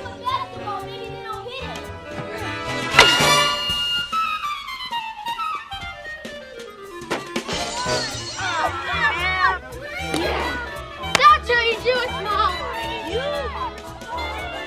Ham, you idiot. Now we can't play no more. Great, you idiot. It was a heater. Stupid idiot. Blow it outside, just like I like it. All the kids are so mad at Ham, and he's just having a parader on the bases, which, by the way, Smalls, that's how it's done. These kids are trying to hate on him. They're trashing him, and he's like, yeah, Throw it outside. That's right. I'm the king. Just how I like it. Yeah. That's how you fucking do it. Kenny from Cobra Kai, you fucking just own it and be like, that's right, I just hit a home run. Why are you all so mad at me? I'm the fucking best. I'll show you. I'm going to find another 90 cents. Which, to by get the way, him. that actor was in so many movies. Not really. I thought I would see a lot more. You know what? He was like Jonah Hill before Jonah Hill was Jonah Hill, and the world just wasn't ready for him at that time. I feel like if he came along like a decade later, he would have been like in a rom-com with like a more attractive actress and shit. He would have basically done the Jonah Hill, because he's really good in this movie. That guy's like, he's kind of the one that like you come away from the movie being like, that guy was kind of the funniest character in the movie. His name is Patrick Renna, by the way. Mm-hmm. Patrick Renna, and I'm sorry, he was in classic movies. He was actually the only character in Sandlot 2, which, fuck Sandlot 2. I've never seen it, but I just at least they got him back in there. If you were gonna get somebody, you should get him. They got the Sandlot, then they got the big green where he was a soccer goalie. Remember that one? Oh, I do remember that one. Yeah, okay, yeah. He was also in Son-in-Law. We were talking shit on that one recently. The Son-in-Law. Son-in-Law. That's with what's his name? Who we were just making fun. Pauly Shore. Yeah, Sandlot. Yeah, we had a whole Pauly Shore conversation. Hating on Pauly. Oscar. Well, he deserved a fade. It was just like he deserved a fade. I felt like I was taking crazy pills in the mid '90s because I was like, that time he was getting movies like every 6 months, starring role. And he'd just do the same bullshit every time where he'd be like, and it was just like, I remember being a kid being like, this is annoying as shit, right? He's annoying. No. Like, am I crazy? Why is everybody being like, no, Pauly Shore's movie? And then all of a sudden, the rest of society collectively agreed with me. They were just like, they just booted him. Yeah, you know what? Actually, Pauly Shore is annoying as fuck. Get him out of here. So now he's on. And he never was. By the on way, any Patrick movies Renna anymore. is now on a TikTok where he has viral TikTok videos. I've seen some of his TikToks lately. In the last like year or so, suddenly I've seen him pop up. I remember seeing one where like him and like his boys were all dancing the different football themes and stuff. Yeah, he's finally decided to cash in on Sandlot's success by being like, let me have a TikTok thing. Yeah, 3 million followers. Fans still love him after 30 years. I'm glad that the society didn't leave him for dead. I can tell you this, though. I'd fuck him up. If we ever tried to fight or something, I'd fuck him up. Why do you always... I'm just saying. That's good. I never even been in there. Just declare violence when it's completely unnecessary on somebody that didn't deserve it Fight or me, earn Patrick. it. Fight me. I don't know why I want to fight that. Anyway. It does remind me, though, of one of the best scenes that he has, though, is when they get to the pool and he's like walking by the ladies. Oh, yeah. Like, and he cannonballs hey, them. sexy ladies. And he cannonballs into it. I remember you. Oh, sexy. Hey, girls.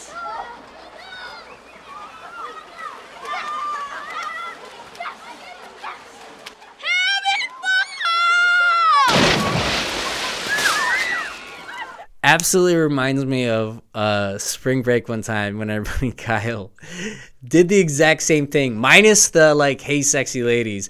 There was a bunch of girls that were laying out, and I felt like I was the only one that saw this. He does. First of all, my thought when Ham did it was like, there's no chance his splash would be that big. It's like a fucking monsoon wave that lands on all those girls. But when Dunn did it, he was like a fucking solid 250-pound dude. The way the splash was that big, and I remember watching it, and all these girls were standing out, and he just decides to walk up, does a monster cannonball. I don't even think he realized it, but I watched all the girls just being like, oh my God, and Dunn just goes right to swimming laps. Only one in the pool. It's Big Ray. He just starts That's Big DZ, baby. Laps. Big DZ does his thing, man. No question. Epic. So we're talking about Act 1 was like Smalls trying to integrate into the group. Number 2 was like them kind of playing ball. Well, it's them playing ball at the carnival and the pool scene. And then Act 3 literally just becomes about them trying to get this Babe Ruth baseball back. Which, by the way, nobody gave Smalls shit when he hit a home run. I guess because they were shocked by it. But he's like, oh. You're right. You're right. They were like, great job. Well, it's because he hadn't done it before. Because I guess, they were like, they couldn't believe it. He went from being happened. shit to like hitting a home run. So, yeah. And even like Ham's like, see, I taught him everything. And yeah. So then the whole last part of this movie just becomes them. It's literally like 30 to 40 minutes. It's 35 minutes of them just trying to figure out ways to get this ball back, right? And they go through everything. They're doing. It shows the ingenuity. Am I saying solid ingenuity in these kids, man. Dude, so many. They first start with a stick, then they put a pot on the stick, then they go with like a vacuum. They use multiple vacuums. Then they come in with a erector set. You can't gloss over the fact that what keeps happening is the beast just grabs it. And they're like, ah! He completely shreds whatever instrument they've used, and then every one of those instruments. Chucks it over the fence just to let him know what's up. This dog. Yeah, he destroys the erector set. Smart as fuck. He's like, not only gonna destroy it, literally good arm on that fucking dog. That dog has a fucking throttle. Yeah. Multiple scenes. Well, real quick, can we go to the vacuum scene? I don't know if you people have noticed this, and we're gonna show you right now on the YouTube, but there is no vacuum because there is a string, black string, that picks up the ball into the thing. I didn't know this until I saw a TikTok about it, and then I saw it today when we watched it, whenever we watched it. There's no vacuum. It gets pulled up. I can't fucking believe it. It messed up my whole childhood. It's bullshit. It's just called Hollywood magic, Justin. Well, they could have done it. He was so impressed with that discovery. He texted me about it last week. Did you know that there was a string? I was like, I have no idea what you're talking about, but I will. A string is attached to the baseball and gets sucked in. Look at it, people. You'll see the black line. Issue with the vacuum scene was more that like it ends up exploding, and as they're like, oh my God, it's getting out of control. We need to get out of here. And they're literally sitting right in front of the 3 vacuums that are like this, and with there's an the off switch right there. And it's like, then just turn it off. I don't know. But instead, they're like, we need to bail. And then it explodes in the treehouse, which should have set the whole thing on fire. But instead, it just like covers that one kid in smoke who never had any words. And then suddenly comes in with this like poignant diatribe where he's like, we need to start thinking like the beast. I blame myself. It's like, who's this? Where'd this kid from? Who's that, Tommy? Yeah, like Tommy one and Timmy? One of the twins that repeat themselves. That all just say the same shit. Like it was irrelevant. And then suddenly he just comes out of nowhere with this prophetic monologue. Like his lungs are fucked from that whole situation. He's like, I know what we need to do. Suddenly he's talking like fucking Marlon Brando over here. Then they get Yaya to go flying over the fence. Who had the ball in his hand and then just fucking lets it go. You could have thrown the ball over toss the ball, just toss the ball up. You're right there. Fucking yeah. But very ingenuitive. And then the erector set of the catapult. And then the catapult, the dog catches it midair. Awesome. Looking like fucking King Kong. Yeah. I love how the dog's size just switches back and forth between regular dog, what we end up seeing, and fucking King Kong. Like all the clips before that. And it makes you wonder, like, okay, was this sort of imaginative on the kids? But then there's multiple moments where it's like, this is really happening. He's really chucking the erector set all destroyed back in there. Chucked over? He's really catching the ball, looking like fucking King Kong. Like, is this a dog or a monster? Is it a beast? 21-year-old dog at that point. Yeah, because then Benny finally gets visited in the night by fucking Babe Ruth. Who is who? Who's Babe Ruth? Art LaFleur. And they make sure and let you know. who's a classic that guy who just, you see them and you're like, oh, I've seen that guy in other shit. You know, like he's probably in some mobster movies and stuff. I think he's in Field of Dreams. I feel like he was in that movie with Jonathan Taylor Thomas and Chevy Chase. What was it, like the movie where he's like his stepdad? I feel like I remember seeing him in that one. Out of all the, you would think Benny's going to be the top rate on the cast at the end, or even Smalls, right? No, yeah. They make sure and pinpoint that the Babe was acted by. First thing that it says in the credits is like Art LaFleur as the Babe. The Babe. And it's like he was in one scene. One scene for a minute and 30 seconds, dude. Doesn't even really look like the Babe. He jacks Benny's Hank Aaron card. Hank Aaron rookie card. Like that. He's like, hey, might have had like the fucking dirtbag Babe. He's like, hey, while I'm here, this looks like it's worth some cash. Smoking cigars in the house, no big deal. I'm taking this. I'm taking this. Legends never die, and took your card. So I feel like this black asshole is about to beat my record. I gotta gotta make sure I hide all his cards around town. And I'm clearly racist because I was in the 30s and.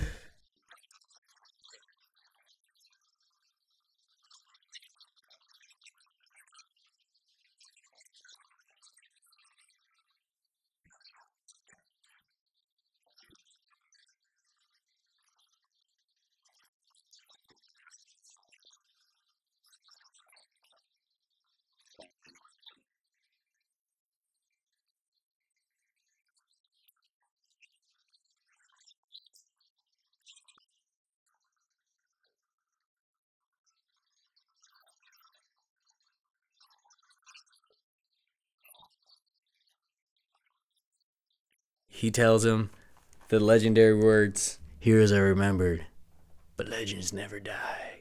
And he's like, I know what I need to do. And Benny gets. It's really what they should have done in the first place. Actually, what they really should have done is just knock on the fucking door. And should have done that for sure. Squints tells him that's not possible. But I feel like once your fourth contraption with all your fucking science ingenuity gets destroyed, it's like, all right, I cry uncle. Let's just knock on this fucker's door. How bad could he possibly be? Although he could have been. I remember being a kid and be like, no, you don't want to check on that door because they won't like us. They'll murder you. I mean, at this point, just fucking you knock on his door. Go knock, guys. It's an important ball. There's a reason why you're knocking. You haven't bugged him in years. It's okay. Go bug him. So Benny finally just decides to go in there and pickle the beast and get it for himself. And I gotta say, of all the unrealistic things that we've seen from the Beast all movie, the way his size switches back and forth from being King Kong to a regular dog to the way he's able to destroy anything that even comes there. He's constantly blowing smoke, making fucking T-Rex sounds.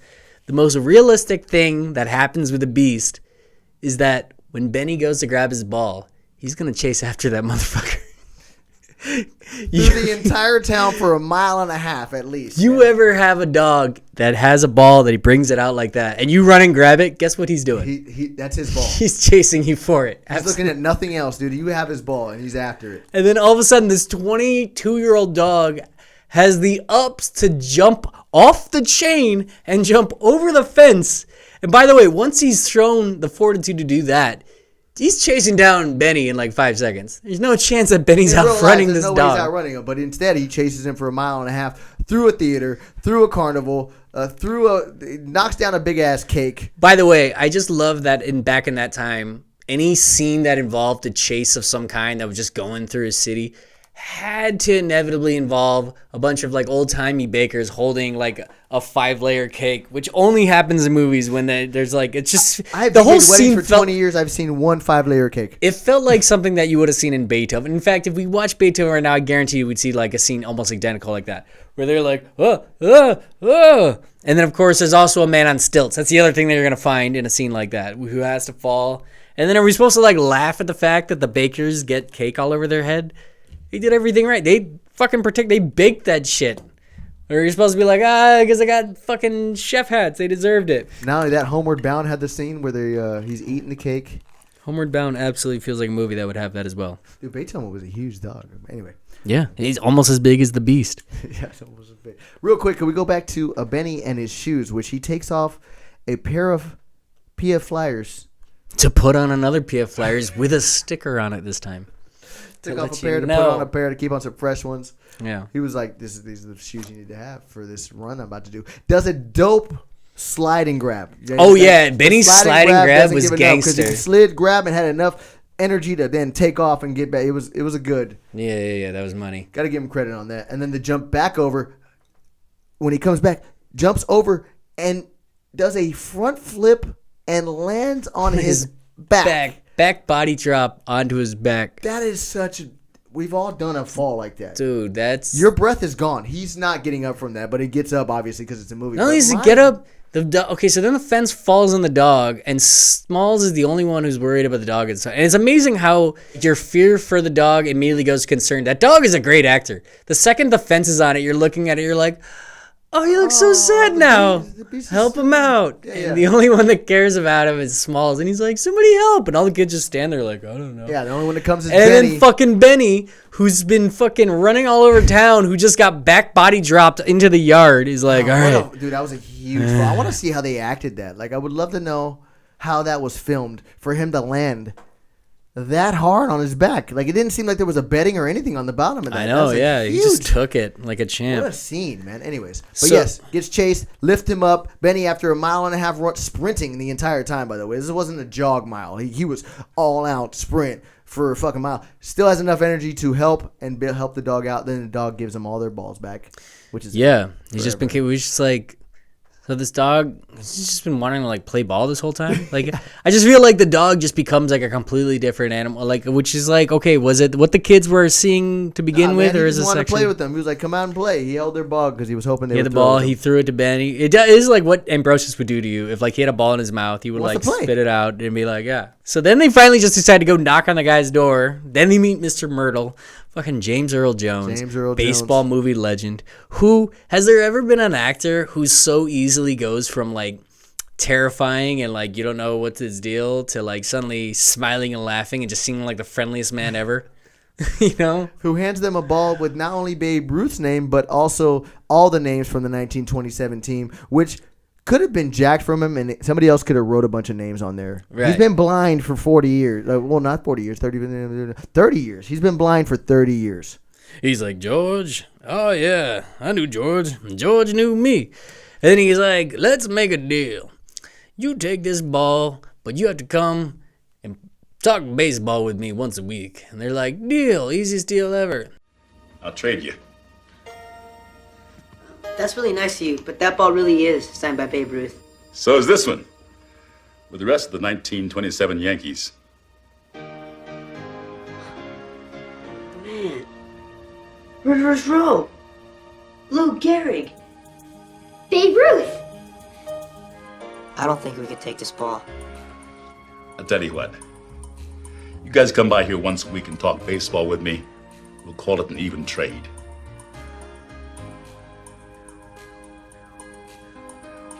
Deal.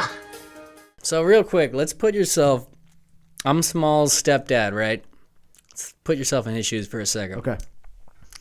You come back home from your work trip to Chicago or wherever, and you find out your goofus stepson, he swiped your Babe Ruth ball and lost it to the beast in the yard because he decided to play fucking baseball with it like a goofus.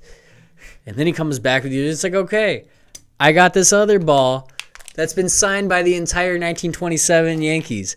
And all I got to do is go hang out with a man who lives on the other side of the fence of the field and go over to his house once a week. And he says that I can keep it. It's yours. I'm just saying I have some questions if I'm Dennis Leary in that situation. I'd be like, hang on, wait. The dude wants you to do what? You have to go to his house once a week and then I get to keep this ball? What is the inner workings of this relationship? Because Dennis Leary didn't care. Dennis Leary doesn't give a fuck. He was like, okay, this is my ball though. Good. And okay. I don't have to fucking play catch with you anymore. All right. Awesome. Yeah. Deal. That's all he gave a fuck about, dude. That was solid.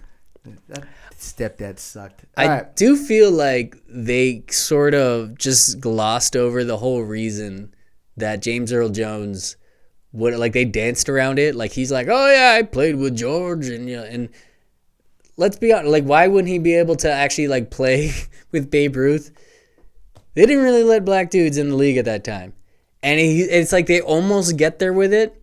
He's like, he would have had as many home runs as me, except I was...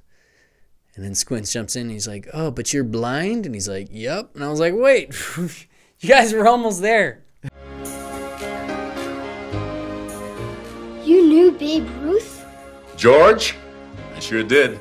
And he knew me. He was almost as great a hitter as I was. I would have broken his record, too, but... You went blind. Yep. Like, I feel like they're just, like, brushing over the fact. That fact, you're right. Yeah, You're yeah. right. It's just like... It's You're right, not because who was the touched on. first player? The first player was... Jackie Robinson. Which was what year? That was in the 40s. It's like 20, 30... 10 10 years after 15 this. years later. Yeah, yeah. So, yeah, he wasn't even playing then. Yeah, so I guess back in the day, they used to, like, barn rush some of the Negro leagues in the offseason. They would, like, play together. So it's possible that Babe Ruth would have known him, and they would, like, play some games like Puerto Rico and There's stuff no like chance he was in the league. I got you. But, yeah, he wouldn't have been allowed to play Major League Baseball. And, like, it feels like it's sort of, like, reference, but they never actually, like, talk about it. They just talk about how he ended up blind. And It's so funny that I forgot that. Yeah, because they do a good job just kind of like... Gloss. Remember when we did A League of Their Own, we talked about, like, there's a slight nod of the cap to, like, the racial bigotry that was happening at the time. Just that one part Very where quickly. like, a black woman who's just, like, not in the league... Launches the ball. Launches a ball. And hurts the girl's hand in her head. Yeah. Yeah. And that was it. And they're just like, okay, so that was the thing that was happening. Don't even think about it. Back to the league. Back to the So league. funny that they do Back a good to all job. the way, They mate. do a good job glossing over that because I Mhm. completely forgot. Oh, yeah. There's no chance he played Again. with George. Different era. So they didn't want to like spend too much time on it. But yeah, if both those movies were made now, there would definitely be like at least a diatribe about it somewhere. Oh, man. What a fucking movie. So then we get to the final scene. We just got to talk about that. We're back in the now or the 80s or whatever it is. Now Benny's a major leaguer. And Smalls is the announcer, which I'm immediately like, why isn't Smalls like a fucking scientist? How did he end up being a baseball announcer? He just fucking learned who Babe Ruth is. He managed to go all the way to like age 10, not knowing anything about baseball. I can see that, All dude. of a He sudden- fell in love with baseball from that point on. Here's my issue with it, though. What? He's the announcer for the Dodgers. The idea that we're in like the 80s or 90s Oh, wasn't now. this Vince Scully for like... Bro, the fact that you say that there's somebody else that's the announcer to the Dodgers that's not Vince Scully is sacrilege. That's true. I'll give you that, man. That's- They could have picked any other team at that point. Any other team. And I don't even know where this city was located. It was vaguely put from the beginning. It could have been in Milwaukee. There's this no whole chance time. that was L.A., right? Oh, it might have been L.A. It might, yeah. I Might mean, like you look at Pasadena or it. some It was shit. like a fucking Yeah, neighborhood in the 60s. he was probably just subbing for Vince Scully that day. Like, but Scully never missed a game, right? No, he was at every fucking game. He did every game by himself. And he has the fucking stones to bring that hat back to life. Brought that hat. Wear it in the baseball booth. On top of that, Benny is a pinch runner. If you Right. listen to it. He just comes in. Comes in as a pinch runner, and he's like, well, a lot of people say that Benny's lost his step. I wouldn't be surprised if we see some fireworks. And like, so it's like, okay, is this late career Benny? So why are you bringing an old player in to pinch run? And Benny just fucking goes for it right away. He's like, he decides which by the way, it is the most ballsy play in sports because like the Stealing odds are home, dude, they're just gonna be like on a fucking straight up pitch. You're out. I'm gonna throw it to home, and They're you're just out. odds are they're just gonna be like, oh, he's your catcher, just catch, fucking he's cat out. tag him. And by the way, what is that slide? Like, this is supposed to be the legend that pickled the beast. He does this tangled up slide where he kind of goes Misses head the first, but bag. he's like, ugh, he slides past it, like he fucking run right And through it that finally shit. touches it with his hand on the back. Kind of looks like he's out, to be honest. The Jets got a suicide lead, and there he goes! He's stealing home. They don't see him. I don't believe it. He's stealing home. He's stealing home, and they don't see him. I don't believe it. They don't see him. The pitch.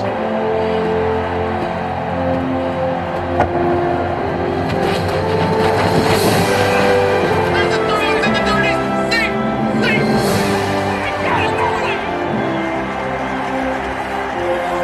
Safe. Safe. Safe. I don't believe it. The Jets stole home. The Jets stole home.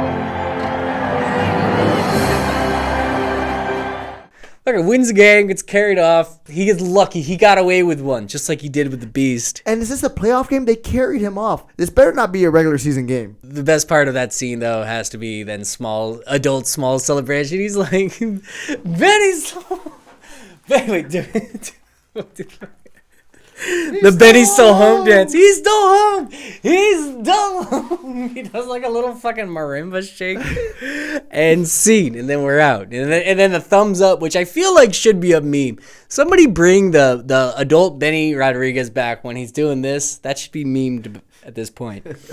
And say I started it. Copyright Dissect DJs.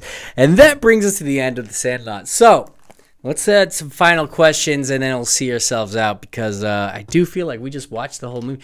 You should watch the movie along with us. Like, I feel like if you put it on mute and you just put it on, shit would sync up pretty well. I don't even want to check the time. I'm sure we're going right now over. He's scoring. He literally like. Right now, Benny's thumbs upping him. I think the timing of this actually works out perfect for that. All right, what do we got? All right, final questions I wanted to ask. I started to bring it up earlier, but which kid in the Sandlot squad do you think sucks the most? So I guess we could just do this with the MVP and we'll do that with the practice squad player. So let's do the awards. Let's start with the practice squad player. Which kid in the movie could you do without? You're like, I didn't really need him in there. What do you got? So we have Tommy and Timmy, the two like brothers. I assume Tommy would be the older one, and Timmy's the one who literally only lines is he just repeats shit that the other kid says. But that's what makes them a duo, and almost like they're legendary in the movie because of that. So no, they're not legendary. They're annoying. They bring nothing. Yeah. They add nothing to any conversation. Usually Tommy's line is only another version of what everybody else just said, except for when he has that one random ass dialogue when he's covered in dirt. And he's like, I blame myself. But Timmy literally has not one original thought. And the fact that neither Squints nor Ham, who are always on everybody's case, never calls him out on it, kind of bothered me. So fuck off, Timmy. You gotta give credit to Timmy, the little one. I'm not gonna give Timmy credit for anything. He's able to hang out with the older kids. This is older brother. They let him. Yeah, but he's a beast. What am I giving him credit for, dude? No, he sucks. Right. I'm out. He's on my practice squad. All right, my practice squad's the tall, skinny kid that you called out there. Bertram. He brings out the chaw, screws everybody up. He really doesn't do anything else in the movie. He had the fucking gall to call Smalls a geek at the beginning. He's like, no, he's a geek. It's like, look at your ass, Bertram. You, dude. Get out of here. You're the one that gets all into the 60s and nobody ever sees you again. Nobody, not even any of them. Just like nobody ever saw him again. Yeah, he partied. He just kind of was like, I don't know. He tried like acid one time and he's like, oh my God, my life has changed. Yeah, definitely. He's that guy that like tries drugs one time and it's just like, you know what? I see the world differently now. You don't even see the world. You will like now refer to me as Choctaw. Yeah. Okay, so we got our practice squads. Okay, 6 man off the bench. So that's like the player that's sort of. It doesn't need to be one of the kids, but like a movie because they're honestly almost in it too much. But like, which one do you think is kind of like off the? Actually, let's start with this. Which one of the group would you want to hang out with most? No, I like the 6 man. The 6 man. All right, do the 6 man. That's what we do. And Squints is you got to bring Squints into this. Squints. He brings a lot of he brings character to the story. And he adds that he's always like, we got that. He's definitely involved. A character. He's always involved, and then he the pool scene, and he had 9 kids with Wendy Peffercorn. That's pretty legendary. That's 6 man, dude. That's 6 man. That's 6 man material. That's 6 man. You know what else is 6 man material? Fucking being not just close personal friends, but also competitive comrades with fucking George Herman Ruth. I'm going with Mr. Myrtle. James Earl Jones, good. The legendary brief but baseball movie. Yeah, that's the thing. That's exactly what the 6 man of the bench is. He just comes in, cooks for the last 5 minutes. He makes you fucking believe he's blind, by the way. The way he just kind of looks off and he smiles with his fucking shades. He feels like a blind man.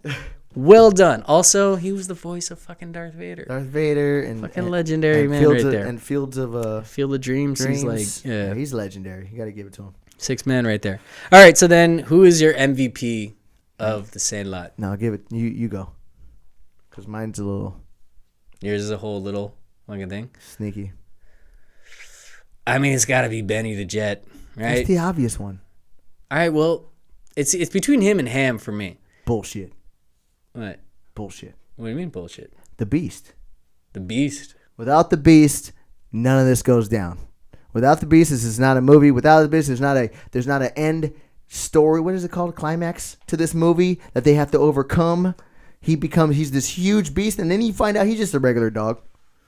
Just a dog. End, he's just Hercules. They put a shirt on him at the end. He's sitting there all happy. He lives till he's 28, which is a crazy amount of years for a big dog like that to live.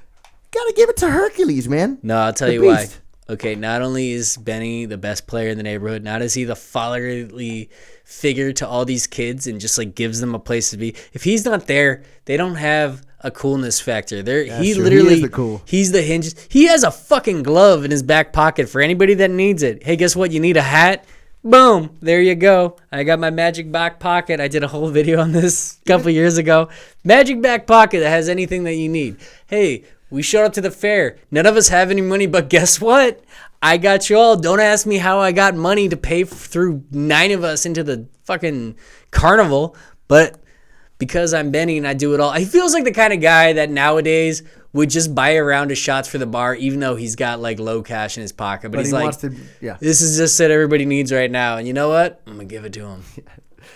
Yeah. Benny On the top Jet. of that, the other team knew he was the best. Other than Benny, you guys are all a bunch of pipsqueaks. Everybody knows Benny's a town legend. A town legend, Especially dude. after he pickled the beast. Especially after he pickled the beast. Pickled the beast. How do you fucking outrun a dog that can break off a chain and jump over a fence twice? And the only, like, literally, do you realize the odds of actually beating a dog that you're trying to race, like, end up It's pretty with much a victory impossible. in some kind of way? My little 6-pound dog will catch me in under 20 feet. So Ambrosius will catch your ass. What will a fucking 80 to 250 pound bull mastiff do? He's 21 years old, though. I know, but According to the still, story, he was old and he was youthful enough to jump over the fence. A high 10-foot fence. I agree. He got ups. So, that's the MVP. That's why he's the MVP, dude. He fucking jumped a 10-foot fence. Are you kidding me? Yeah. And threw a bunch of shit over the fence. He knows how to huck a fucking twisted metal over the fence. That dog, wise beyond his years. I think we nailed it. Those are the 2 MVPs of the movie. That's it. And that is a great place And to that's leave the off. Sandlot, man. And now go watch it. Go. It's on Hulu right now. Go watch it. I bet you it's been a long time, and you're gonna remember all these little scenes, the music, Benny. You're gonna remember all this little bullshit, and it's gonna bring a smile to your face because it did for me when I was watching it many times. It's a child movie that like literally works at all ages, and it like lives on, and that's why we will love not only what this movie did for the 90s and baseball movies alike, but like made us all appreciate what a 90s baseball movie can be, and friendship, and childhood, and reminds us of a different era. This movie, and appreciate that. I remember this movie made me want a group of friends like this. Yeah. And this was 93, so I was 9, and I had literally just moved into a new neighborhood. I wasn't as much of a non-athlete as he was. If anything, I was a superb athlete at this age. And then my neighborhood had about 6 kids, all about my age, a little older, a little younger, and I was literally just created our own Sandlot. We did it more with like football, tackle football and shit like that. But either way, I was going into a group like this, and I wanted a group and saw this movie, and then I had my group a year later. So I fit in with this movie really well as a kid. And you know what's hilarious about that is you saying that actually just reminded me of my childhood. And so I grew up in Culver City, which is a totally different city back then when I was a kid. We lived on this block called Carson Street, and it kind of had different kids sort of around our age range up and down the block.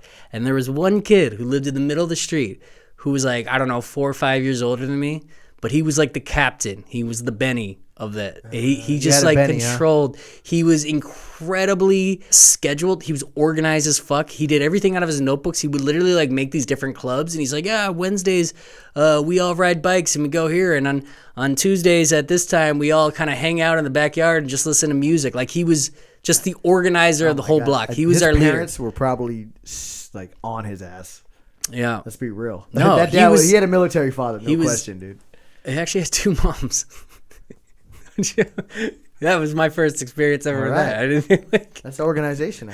Right. No, he had his little office in the backyard, and like he was like office in the backyard at 12. Yeah, he had a little like it was a shed that he turned into an office. I'm telling you, he was like so. This kid is a millionaire right now. I hope this he kid is a fucking millionaire. And here's the fun part. I just literally put this together right now. You know what his name was? Ben. Shut the fuck up. We didn't call him Betty. We called him Ben. But, you know, me being a kid, him being like 5 years older than me, he was like a fucking adult. He was all organized and shit. He like... You had a real He was Sandlot. the leader, You yeah. had a real Sandlot, dude. He was literally like a real Sandlot, yeah. We just didn't have a baseball field. We just had a block, you know? Side note with that, they had an epic fucking field right in the middle, like their own field. What a thing to have, No dude. other else was going to that place. They never had to fight any other traffic for it. Amazing. It's I would have loved incredible. it. I actually kind of had that because I had an elementary school in the back where we had to wait till elementary Yeah, but then school was up. there'd be other people there. Yeah, like, yeah, no, this even was those just a fucking field. kids with the baseball uniforms never even tried to take it. They were like, They had a "We nicer got a field, though. They did have a nicer field. There was no reason for them to fight it for them. And then they went in like on their field and they took their money. They took their lunch money. They're just like, boom. Anyways, love the Sandlot. Go watch it, you guys. We just went through about. I feel like I just played 9 innings of baseball, man. I feel it. I'm Especially sweaty. with the non-AC in this. We need to get some AC. We would fuck with the sound. We could put a fan. We could put a AC in here, but We're then doing it for you. But We're then we'd hear a sacrificing. Yeah. We want the back. sound You don't quality. want that. You want So clarity, and we gave it to you. You know what? So we're just out here cooking like a hot summer day in the Sandlot. Let's go 9. Next.